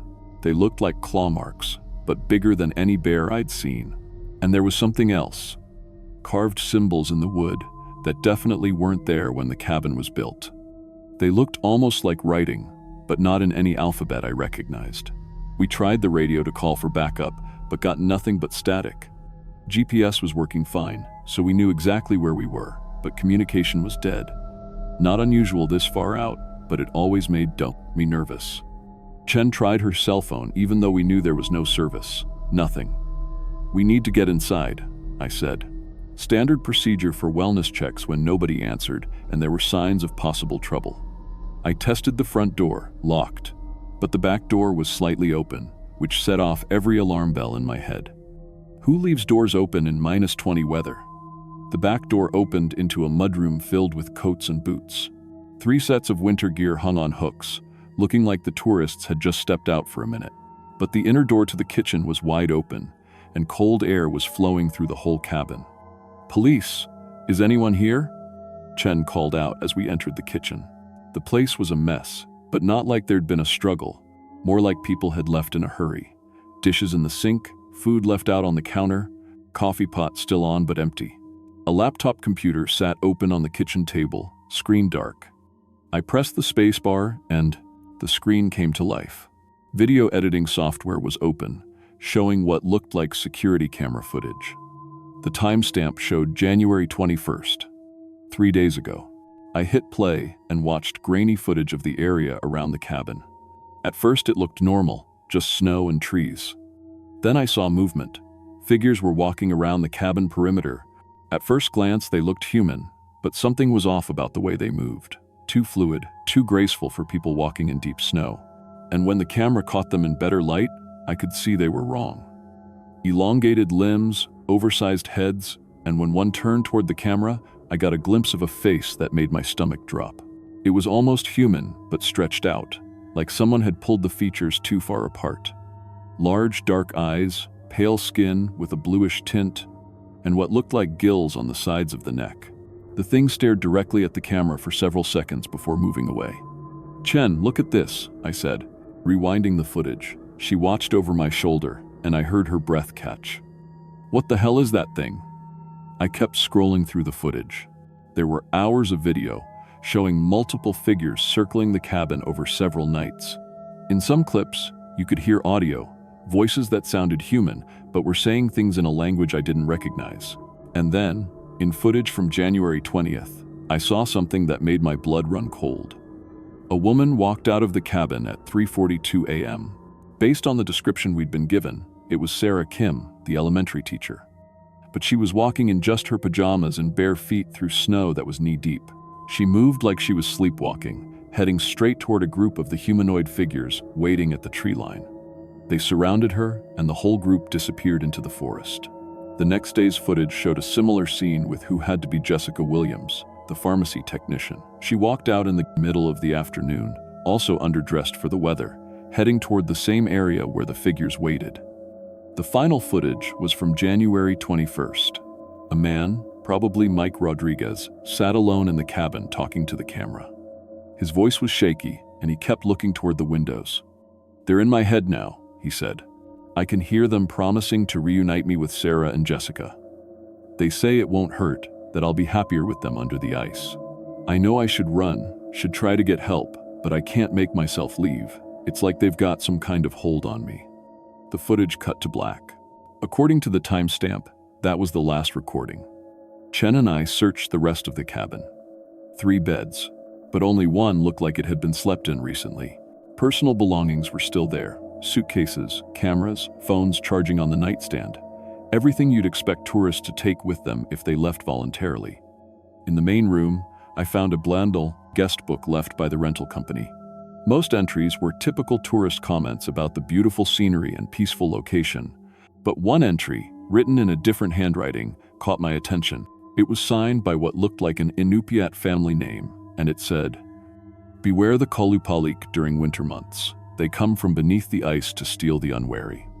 I'd heard that word before, Kalupalik. It was from Inuit mythology, ISED, creatures that lived under the sea ice and kidnapped people, especially children. I'd always assumed they were just stories told to keep kids from wandering too close to dangerous ice. But looking at that security footage, I wasn't sure what to believe anymore. We spent another hour documenting the scene and collecting the digital evidence. The whole time, I couldn't shake the feeling that we were being watched. Every few minutes I'd catch movement in my peripheral vision, but when I turned to look, there was nothing there but trees and snow. As we prepared to leave, Chen pointed out something I'd missed. The strange tracks around the cabin weren't random. They formed a clear pattern, circling the building in concentric rings, like some kind of ritual or territorial marking, and they were all heading toward the lake. We followed the tracks to the shoreline, where they disappeared at the edge of the ice. But the ice itself looked wrong. It was thick enough to walk on, had to be, given the temperature, but it was unusually clear, almost like glass. And when I knelt down to examine it closer, I could swear I saw movement underneath. Dark shapes gliding just below the surface, too large and too organized to be fish. As I watched, one of them rose closer to the bottom of the ice, and for just a moment, I saw a pale face looking up at me through several feet of frozen water. The same elongated features, the same dark eyes I'd seen in the security footage. I stumbled backward, grabbing Chen's arm. "We need to go.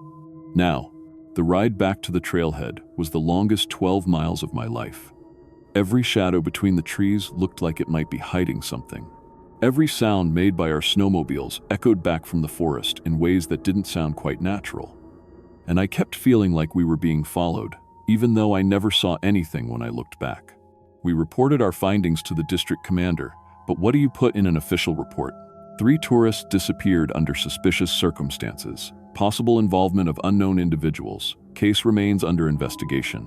We submitted the digital evidence, but somehow the video files were corrupted by the time they reached the crime lab. The audio was just static, and the video showed nothing but empty snow around the cabin. A full search and rescue operation was launched the next week. Teams with dogs, helicopters, the works. They found no trace of Sarah Kim, Mike Rodriguez, or Jessica Williams. No bodies, no clothing, no evidence they'd ever left the immediate area around the cabin. The case officially remains open, but it's been classified as a missing persons investigation with suspected foul play by persons unknown. The rental company has since taken that cabin off their booking list. Too many insurance complications, they said. The state has posted warnings about winter travel in that area, citing increased bear activity and unpredictable ice conditions. Officials recommend that tourists avoid the Whitefish Lake region between December and March. I transferred to the Fairbanks district 6 months later. Told my superiors I wanted to be closer to my aging parents, which was partly true. But the real reason was that I couldn't handle working cases in the Nome area anymore. Every missing person report, every welfare check, every time someone didn't come back from a winter camping trip, I'd think about those faces under the ice and wonder if the Kalapalik had found new victims. Lisa Chen quit the force entirely. Last I heard, she moved to Phoenix and works mall security now. Says she never wants to see snow again. I still have nightmares about that clear ice and the shapes moving underneath. Sometimes I wake up hearing voices calling my name in that strange language from the audio recordings. My wife thinks I have PTSD from the job, and she's probably right. But it's not from the usual things cops see. It's from learning that some of the old stories, the ones we dismissed as primitive superstition, might have more truth to them than we wanted to believe. If you're planning a winter trip to remote Alaska, especially anywhere near Nome, listen to the local warnings. The Inupiat people have lived here for thousands of years, and their stories exist for good reasons. Not everything in the wilderness is what it appears to be, and some hungers are older and stranger than anything you'll find in a textbook. The 3 tourists are still listed as missing. Officially, we have no idea what happened to them. But on the coldest winter nights, when the aurora lights dance green across the sky, I sometimes wonder if they're still out there under the ice, keeping the Kalupalik company in whatever dark world exists beneath the frozen surface of Alaska's most remote lakes.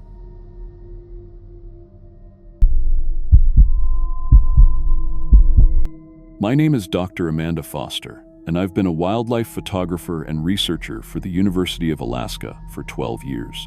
I started as a graduate student documenting caribou migration patterns, worked my way up through countless expeditions across the Arctic, and earned my doctorate studying predator-prey relationships in remote wilderness areas.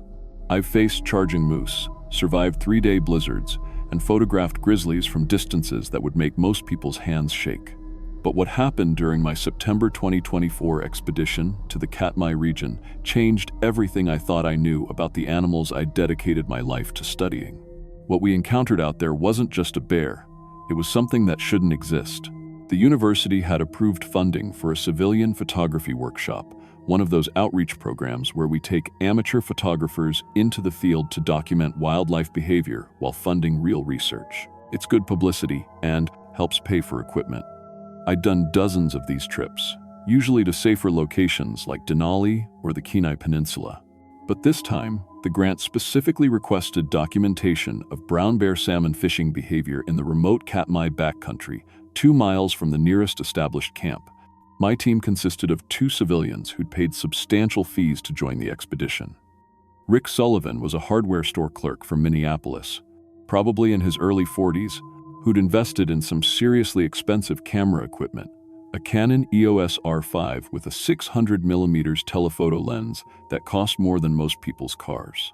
He knew his gear inside and out, had genuine enthusiasm for wildlife, and wasn't the typical tourist looking for easy shots.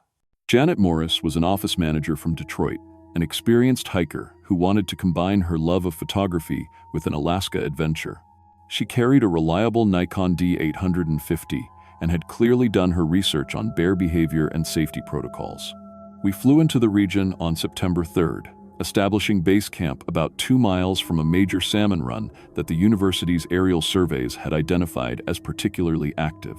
I set up 12 motion-activated trail cameras throughout a 3-square-mile area, each one equipped with infrared capability and cellular data transmission back to our main camp. These cameras were my primary research tools, Reconyx Hyperfire models that could capture images every half-second when triggered and had battery life lasting months in cold weather. The first 3 days went exactly as planned. We documented approximately 15 individual brown bears, cataloged their fishing techniques, territorial disputes, and mother-cub interactions. Rick got some incredible shots of bears snatching salmon mid-leap, and Janet was documenting the complex social hierarchy that develops around productive fishing spots. My trail cameras were transmitting regular data showing normal bear behavior, patterns, exactly what the university expected for their wildlife database. Then, on September 6th, camera trap number 7 captured something that made me question my equipment's calibration. The timestamp showed 4:47 a.m. when the motion sensor triggered. The first image showed a massive brown bear approaching the salmon stream, but this animal was easily 12 feet tall when standing upright.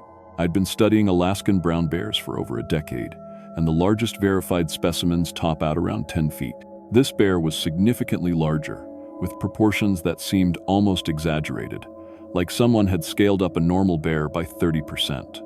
Rick, Janet, you need to see this footage. I called them over to my laptop where I was reviewing the overnight camera data. This specimen is significantly larger than any recorded Alaskan brown bear. We might be looking at an unknown subspecies. Rick adjusted his glasses and leaned in. That bear is massive, way bigger than anything we've seen so far. Look how the other bears completely avoid that area now. He was right. The subsequent images showed every other bear in the vicinity had cleared out entirely. But what really bothered me was the behavior I was documenting. This large bear wasn't just fishing, it was engineering its environment. The images showed it deliberately stacking rocks to create salmon-catching dams, manipulating fallen logs to redirect water flow, and using tools in ways that were completely unknown in ursine species. Janet studied the images with the careful eye of someone who'd spent years managing complex data systems. Normal bears don't engineer their environment like this. This animal is showing near-human intelligence levels. That evening, I transmitted the images to Dr. Peterson, my department head, via satellite internet. His response came back within hours. Extraordinary footage. Continued documentation. Have you verified camera calibration? I'd checked and rechecked everything. The cameras were functioning perfectly. GPS coordinates confirmed, timestamps synchronized. This bear was real, it was massive, and it was displaying impossible intelligence. On September 7th, camera trap number 4 captured footage that defied biological possibility. The motion sensor triggered at 6:23 a.m., and the first few frames showed the giant bear approaching from the north. But as I reviewed the images frame by frame, the bear's body mass and height appeared to fluctuate dramatically. In frame 1, it was the massive 12-foot specimen. By frame 15, it appeared to be a normal 8-foot bear. Frame 23 showed it massive again. The transformations occurred over seconds, with no logical explanation. This footage defies biological possibility. I told Rick and Janet as we huddled around my laptop, bears cannot alter their physical dimensions. Rick, who'd been editing his own photos on his camera's LCD screen, looked up. Maybe there's multiple bears, similar coloring? I showed him the enhanced analysis I'd done, tracking specific markings and scars that proved this was the same individual animal. Same distinctive scar over the left eye, same white patch on the shoulder. It's definitely the same bear. That afternoon, I made contact with Peter Kasayuli, a Yupik elder from the nearest village, using my satellite phone. When I described what we documented, his response chilled me. Tornarsuk, he said immediately. Not bear like others. Can become many sizes, many forms. Very dangerous to humans. He explained that traditional stories described shape-shifting spirit bears that guarded certain territories and grew hostile toward intruders. According to the legends, Tornarsuk could appear as normal bears but possessed supernatural abilities and intelligence far beyond any natural animal. You must leave immediately, Peter warned. Tornarsuk targets those who invade its territory. It will study you, learn your patterns, then hunt you. I thanked him for the information, but my scientific training made me skeptical of folklore explanations. I had video evidence of unprecedented bear behavior, but supernatural shapeshifting seemed impossible. That decision to stay would haunt me forever. September 8th brought our first direct encounter with whatever this thing was. All three of us began reporting the same sensation, a constant feeling of being watched while working near the salmon streams. It wasn't the normal awareness you develop in bear country. This was different, more intense, like something with human-level intelligence was studying our every move. Every time I set up for a shot, I can sense something huge watching me from the forest, Rick told me as we reviewed his morning photos. It's not paranoia. Something is definitely out there. But the impossible part was that we were all seeing the massive bear in multiple locations simultaneously. At 2:15 p.m., Janet reported seeing it on the north side of the river, while Rick spotted it on the south bank at exactly the same time. When I checked my trail cameras later, they confirmed bear presence in locations that were miles apart within the same time frame. This is impossible, Janet said, reviewing the camera data with me. I swear I saw that massive bear on both sides of the river at the same time. Even more disturbing, the bear seemed to know about our surveillance equipment. It began deliberately triggering motion cameras, positioning itself perfectly in frame, staring directly into the lenses for extended periods. The images showed an intelligence in its eyes that was completely unnatural for any bear I'd ever studied. It knows about our cameras and is performing for them, I noted in my research log. This level of awareness is unprecedented in ursine behavior. September 9th marked the beginning of open hostility. I woke to find that 3 of our equipment caches had been destroyed during the night. Not just scattered by curious animals, deliberately destroyed. The waterproof containers had been torn open with surgical precision, their contents methodically shredded. But most disturbing were the claw marks left behind. These claw marks go 6 inches into solid wood, Rick observed, measuring the gouges with his ruler. No normal bear has that kind of strength. The spacing of the claw marks was wrong too wide, too deep, created by something with far more powerful musculature than any known bear species. It was marking territory, but also sending a message. This was a warning. That afternoon, the psychological warfare began. The massive bear started appearing at the edge of our camp, positioning itself about 100 yards away, then standing motionless for hours. It would stare at us with that unnatural intelligence, never approaching, never retreating, just watching and waiting.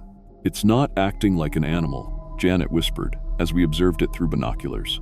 It's studying us, learning our patterns, planning something. The most unsettling part was watching it change size. When any of us approached to get a better look, the bear would visibly shrink from its massive proportions down to normal bear size. But the moment we backed away, it would expand again, like some impossible biological accordion. I'm documenting shape-shifting in real time, I wrote in my research notes. This contradicts everything we know about mammalian biology. September 10th brought tragedy. Rick decided to venture out alone for dawn photography, convinced he could get prize-winning shots of the massive bear during the golden hour. I tried to dissuade him, but he was determined, and I couldn't physically restrain a paying client from making his own decisions. His camera's memory card, which we found 3 hours later, told the horrifying story. The images showed Rick approaching what appeared to be a normal-sized bear fishing near the stream. The shots were beautiful, professional quality work capturing classic Alaskan wildlife behavior. But then the sequence changed. The bear began growing larger in frame after frame, not because Rick was getting closer, but because the animal was expanding rapidly to its massive size. The final image showed Rick's realization of danger.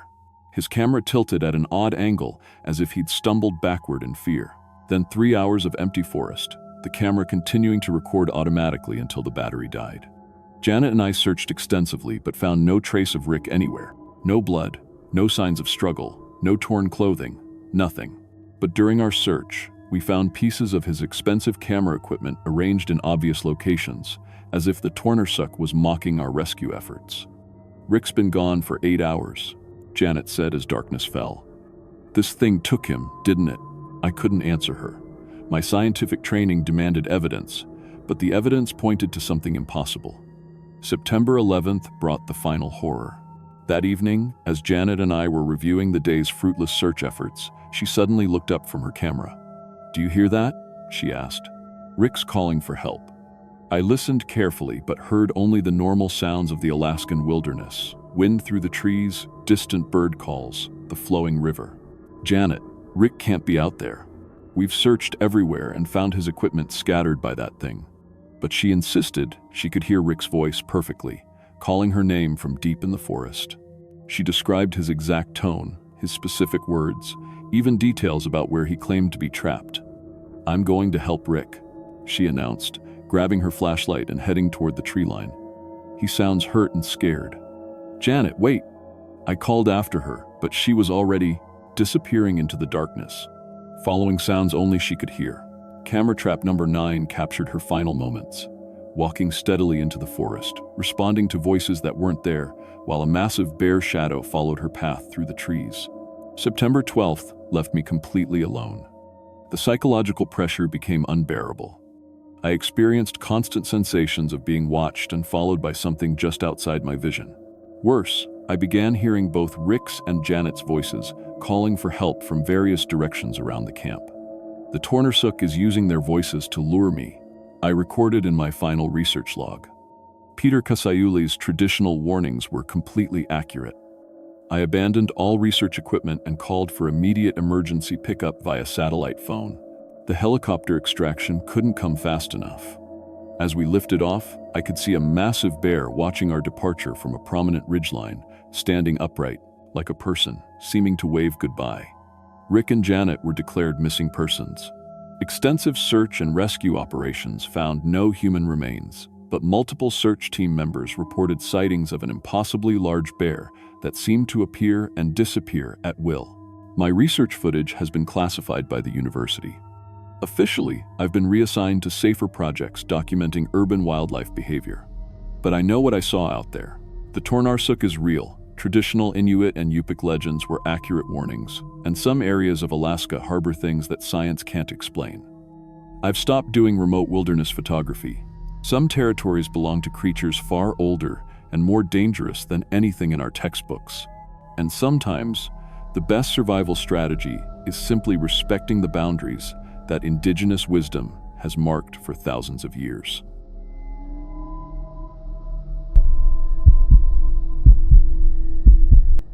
My name is Jake Wilson, and I've been an insurance adjuster for 12 years. I investigate disappearances for a living, missing persons claims, unexplained accidents, cases where people just vanish without a trace. I thought I understood how people go missing. I was wrong. What happened in September of last year in the Alaska wilderness wasn't just a bear attack. It was something far worse. Something that explains why dozens of tourists disappear in that region every year and why their bodies are never found. The official report says we were attacked by bears. That's not the whole truth, but it's the only truth anyone wants to hear. Before I tell you what really happened, you need to understand the pattern.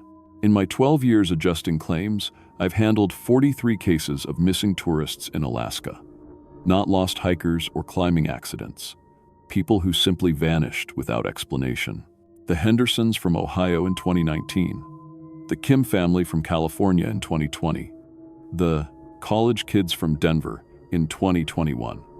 All different tour companies, all different locations, but always the same region, Intraterm, a roughly 50 square mile area around what locals call the dead zone. The insurance companies pay out the life insurance quietly. The tour operators get sued, shut down, reopen under new names. The state investigators file reports that say animal attack or exposure or accidental death, but they never find bodies, never find evidence. Just empty wilderness and grieving families. I'd processed these claims for years, marking them as probable wildlife encounter and moving on. But something bothered me about the patterns. The missing groups were always small, 2 to 4 people. Always tourists, never locals, and always guided by operators who disappeared along with their clients. When Lisa suggested the bear watching trip, I should have checked my own files first.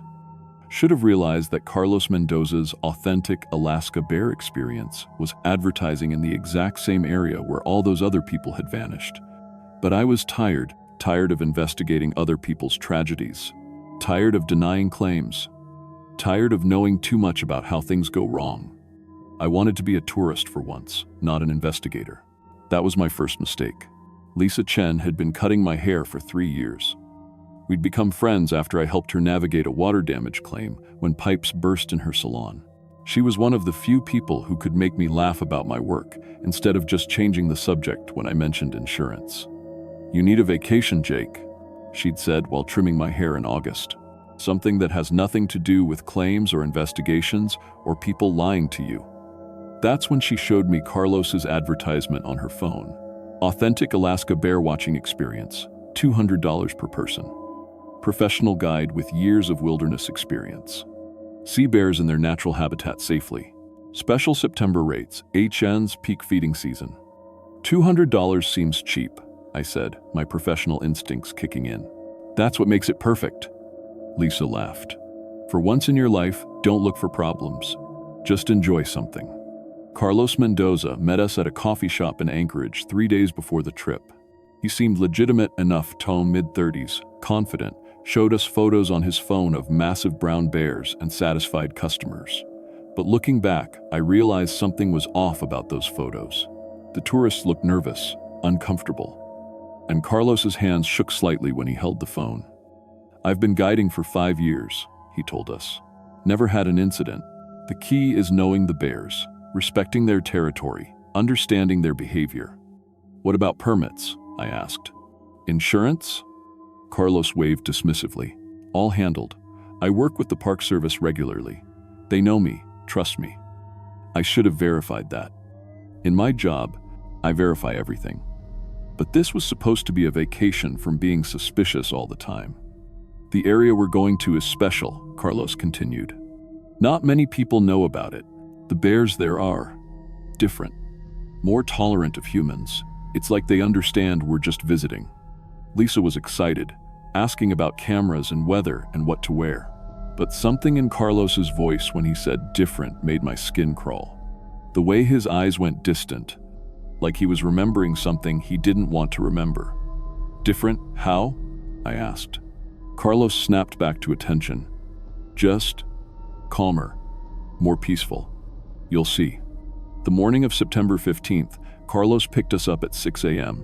His truck smelled like cigarettes and fierce sweat, and his hands were shaking as he loaded our gear. "You okay?" Lisa asked. "Just excited," Carlos said, but his voice cracked like a teenager's. "Sometimes I get nervous before the really good spots." During the drive to the airfield, Carlos talked constantly about bear behavior, about salmon runs, about weather patterns. But underneath the chatter, I could hear something else, rehearsal. Like he was reciting lines he'd memorized but didn't really understand. His plane was a 6-seater Cessna, older but maintained. Carlos did his pre-flight check with shaking hands, mumbling to himself. I noticed he checked his GPS unit 3 times, and each time he frowned like it was giving him readings he didn't like. "Equipment trouble?" I asked. "Nah, just coordinates keep shifting. Atmospheric interference, probably. Happens a lot in that area. Once we were airborne, Carlos relaxed slightly. But as we flew northwest toward Katmai, his mood changed again. He kept checking the GPS, and I could see sweat beading on his forehead despite the cool morning air. "There," he said finally, pointing ahead. "You can see it now." The landscape below was incredible. Mountains, dense forest, winding rivers. But there was something wrong with it. The colors seemed muted, like an old photograph. And the shadows fell in directions that didn't match the sun's position. "Beautiful," Lisa said, taking photos through the window. But Carlos wasn't looking at the scenery. He was staring at his GPS, which was now showing readings that made no sense. According to the display, we were flying in 3 different directions simultaneously. "That's impossible," I said, looking over his shoulder. Carlos quickly turned the unit off. "Like I said, atmospheric interference. I know this area by heart anyway. But I'd seen enough malfunctioning GPS units in crash investigations to know the difference between interference and complete system failure. This wasn't interference. This was something else entirely." As we descended toward the landing site, I noticed something that made my insurance investigator instincts scream warnings. There were other aircraft visible below, at least 6 planes and helicopters scattered around the lake shore. But they weren't modern aircraft. They looked old, abandoned, like they'd been there for years. "Whose planes are those?" I asked. Carlos followed my gaze and went pale. I don't know. Must be from other tour operators." But even I could see that wasn't true. The aircraft were covered in rust and vegetation. One helicopter was missing its rotor entirely. These weren't tourist aircraft. They were wrecks. "Carlos," Lisa said quietly, "how long have those been there?" "I don't know," he whispered. And for the first time, I believed he was telling the truth. We touched down on a lake that shouldn't have existed. I'd studied the topographical maps during the flight, HEA, standard procedure for my investigation days. According to every chart, this area was solid forest. No lakes, no clearings, no landing strips. But here we were, taxiing across crystal clear water toward a shoreline that cartographers had never mapped. "How is this possible?" I asked Carlos as he tied down the plane. "What do you mean?" "This lake, it's not on any map." Carlos's hands froze on the rope. Maps are often wrong in Alaska. The landscape changes. But lakes don't just appear. And the abandoned aircraft I'd seen from above weren't scattered randomly. They were arranged in a rough circle around the shoreline, like they'd all been trying to land in the same spot and failed. Lisa was already taking photos, exclaiming about the pristine wilderness. But I was counting aircraft, 7 planes, 3 helicopters, one that might have been a seaplane. All different models, different eras.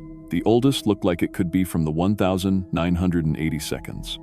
"Carlos," I said carefully, "how long have you been bringing people here?" "This is only my 2nd time," he admitted.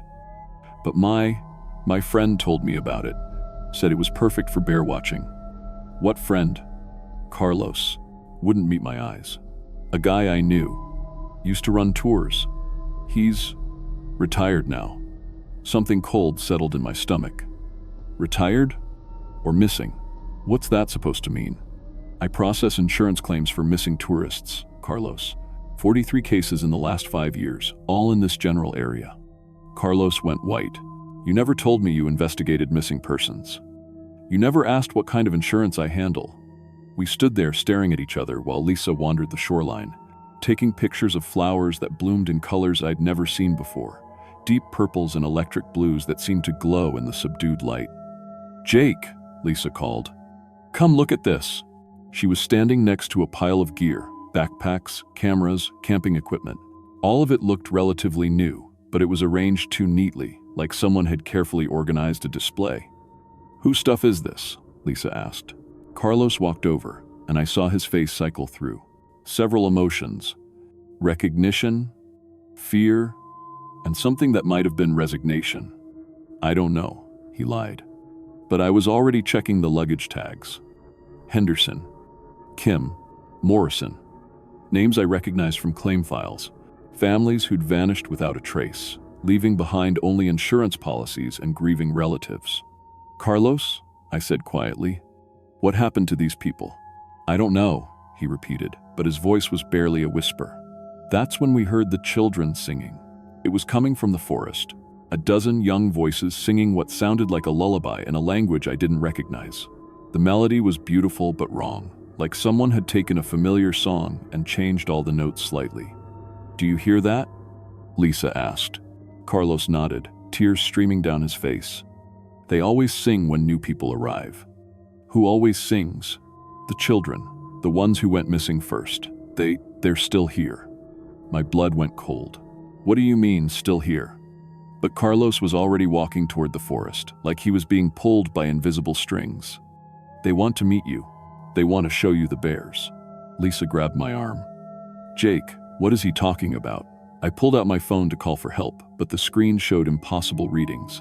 According to my GPS, we were in 17 different locations simultaneously. According to my compass, north was in every direction at once. The singing was getting closer. Through the trees, I could see small figures moving toward us. Children, maybe a dozen of them, wearing clothes from different decades. Some looked like they were from the 1982, others more recent. "Oh God," Lisa whispered. "Those are the missing kids." The children emerged from the tree line, and I understood why the gear had been arranged so neatly. They'd been collecting it, organizing it, playing house with the belongings of the dead. They looked normal at first glance, kids ranging from maybe 6 to 16 years old. But their eyes were wrong, too bright, too knowing, and they moved with perfect synchronization, like a school of fish or a flock of birds. "Hello," said a girl who couldn't have been more than 10. "Are you here to see the bears?" Her voice was perfectly polite, perfectly normal. But when she smiled, I saw that her teeth were stained with something dark. "Where are your parents?" Lisa asked. "They went to see the bears," the girl replied. "We stayed to wait for new friends." Carlos was walking toward them like he was hypnotized. "I brought them, like you asked. 2 more, just like you wanted." "Thank you, Carlos," said an older boy. "You did very well." "What's happening here?" I demanded. The children turned to look at me with those 2 bright eyes. "The bears are hungry," the girl explained patiently. "They need to eat before winter. We help them find food." "What kind of food?" The children smiled in unison. "People food," they said together. That's when I realized what had happened to all the missing tourists. They hadn't been killed by bears. They'd been fed to bears, by children who'd been missing so long they'd forgotten how to be human. "The bears protect us," the girl continued, "and we protect the bears. It's a good arrangement." "Carlos," I said urgently, "we need to leave. Now." But Carlos was crying harder now. "I can't. They won't let me. I've tried to leave so many times, but I always come back. The dreams? They give me dreams about this place until I can't stay away." "What dreams?" "Dreams about the children calling for help. Dreams about the bears being hungry. Dreams about bringing them new friends." The children started walking toward us, still singing their wrongly tuned lullaby. Behind them, emerging from the forest, I could see the bears. But these weren't normal bears. They were massive, larger than any bear species on Earth. And they moved wrong, with too much intelligence in their eyes and too much coordination in their movements. "They're beautiful, aren't they?" the girl said. "They've been here since before the first people. They were hungry then too." "Jake," Lisa whispered, "we need to run." But there was nowhere to run. The lake stretched behind us, the forest surrounded us, and the children were spreading out to block any escape routes. "Don't be afraid," the girl said kindly. "It only hurts for a little while. Then you can stay with us forever." The bears were getting closer. I counted at least 8 of them, each one the size of a small car. But it was their eyes that terrified me most. They looked at us like they were calculating, measuring, deciding how best to make us last. "The first group was in 1982, the girl continued conversationally. "A family from Texas. They fought very hard, but the bears were patient. After that, we learned it was better to make friends first. People trust children." "How many?" I asked. "How many people have you brought here?" The children conferred among themselves in whispers. "Counting you?" the girl said finally. 137. 137 people. Families, couples, solo travelers, all lured here by unlicensed guides who thought they were booking legitimate tours. All fed to prehistoric bears by children who'd forgotten how to die. Why? Lisa asked. Why do you do this? Because they saved us, said the boy. When our plane crashed in 1982, the bears could have eaten us right away. But they kept us alive instead. Fed us, protected us, taught us how to help them. Help them do what? Survive, the girl said simply. The world is changing. There's less food, less wilderness, fewer places to hide. But people keep coming to Alaska looking for adventure. So we give them what they're looking for. The bears had formed a circle around us now. Up close, I could see that. They weren't entirely natural. Their fur had an oily, iridescent quality, and their claws were too long, too sharp. These were things that had evolved in darkness, feeding on human flesh for decades. Carlos, I said desperately, your rifle. Use your rifle. Carlos laughed bitterly. You think I haven't tried? Watch. He raised his rifle and fired directly at the nearest bear. The bullet passed through it like it was made of mist.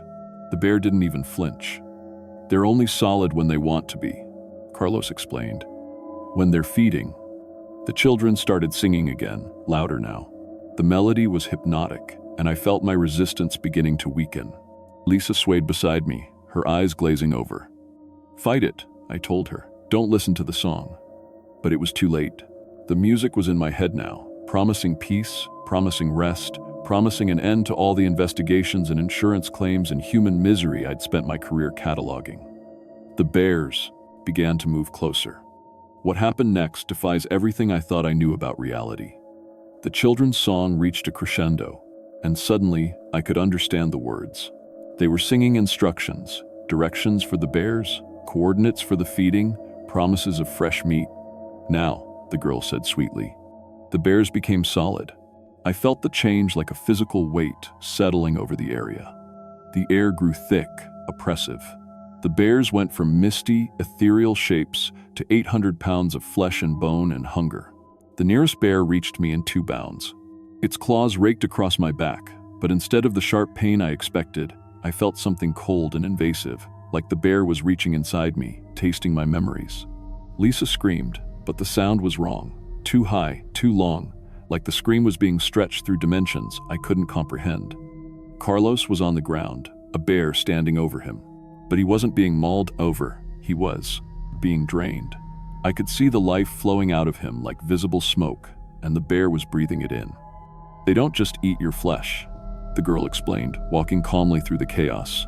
They eat your experiences, your memories, your fear. That's what they really need to survive. The bear holding me down lowered its massive head, and I felt its breath on my neck. But instead of teeth, I felt something worse, a pulling sensation, like my entire life was being sucked out through my skin. I saw my childhood flash by. My first day of school, my wedding, my divorce, every insurance claim I'd ever processed. The bear was consuming 43 years of human experience, and I was powerless to stop it. But then, something unexpected happened. As the bear fed on my memories of the missing persons cases, it began to slow down. It pulled back, confused. The other bears stopped feeding too, looking around with something that might have been concern. What's wrong? The girl asked, and for the first time, she sounded worried. The bear that had been feeding on me made a sound I'd never heard before. Part growl, part moan, part human scream. It staggered backward, shaking its massive head. He knows, whispered one of the children. He knows about all of them. That's when I understood. My years of investigating disappearances, of processing insurance claims for missing tourists, had created a kind of immunity. I carried the memories of 137 victims inside my head, and the bears couldn't digest that much concentrated loss and grief. Kill him quickly, the girl commanded, before he contaminates the others. But it was too late. The bear that had tried to feed on me was convulsing now, overwhelmed by the psychic weight of all those unsolved cases. Its anguish was affecting the other bears, spreading like a virus through their supernatural connection. Lisa was still conscious, though barely. The bear, feeding on her, was having trouble too. As my memories leaked into the collective, it was experiencing secondhand trauma from every investigation I'd ever conducted.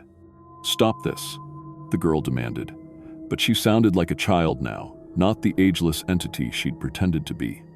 "You're hurting them." "Good," I gasped. "They deserve to hurt." The bears were backing away from us now, their eyes rolling white with pain. They'd spent decades feeding on individual victims, but they'd never encountered someone who carried the psychic imprints of so many deaths. Carlos was stirring too. Whatever the bears had been taking from him, they'd stopped mid-feeding. He looked around with confused, frightened eyes. "What's happening?" he whispered. "The bears are choking," I explained. They bit off more than they could chew. The children were panicking now, running between the bears, trying to calm them with their strange songs. But the music that had been so hypnotic before now sounded discordant, off-key. "You have to help them," the girl pleaded. "They'll die without feeding." "Let them die," I said. The largest bear, the one that had tried to consume my memories, let out a final, agonized roar and collapsed. As it hit the ground, its body began to dissolve, turning back into mist and shadow. The children screamed in unison, a sound that shattered windows on the abandoned aircraft around the lake. "No," the girl cried. "You can't. They've been here for thousands of years." "Then it's time for them to move on." One by one, the other bears began to collapse. As each one died, the children aged rapidly, decades of suspended time catching up with them in seconds. The girl who'd looked 10 became 20, then 30, then a withered old woman before crumbling to dust. "This isn't over," she gasped with her final breath. "Others will come, others will bring food." But I knew she was wrong. With the bears dead and the children gone, this place would lose its supernatural hold. The lake would disappear from maps again. The aircraft would rust away properly. The missing persons cases would finally be closed. Carlos was in shock, but functional. We helped Lisa to the plane. Her injuries were real, but not as severe as they'd first appeared. The supernatural feeding had been interrupted before it could cause permanent damage. The flight back to Anchorage felt like waking up from a nightmare. Carlos kept mumbling apologies, explaining how the dreams had started after his first trip to the area, have-you dreams that compelled him to return, to bring others. "I didn't want to," he said over and over, but I couldn't stop myself. They were in my head. Lisa was quiet during the flight, processing what she'd seen. "Those children," she said finally. "How long were they there?" "The first group disappeared in 1982, I told her. 41 years of bringing people to feed the bears. "And now it's over?" I looked back at the lake as we flew away. It was already starting to look different, smaller, less defined. The supernatural influence that had hidden it from maps for decades was fading. "Yes," I said. "It's over." The official investigation concluded that we'd been attacked by bears and survived due to Carlos's quick thinking with his rifle. The abandoned aircraft were attributed to decades of illegal landings by unlicensed pilots. The missing persons cases remained open but inactive. Carlos's tour business was shut down for operating without proper permits. He moved to Seattle and started seeing a therapist about recurring nightmares. He never guided tourists again. Lisa required counseling for PTSD, but she recovered faster than expected. "Knowing the truth helps," she told me, "even if no one else believes it." I returned to work processing insurance claims, but I approached missing persons cases differently now.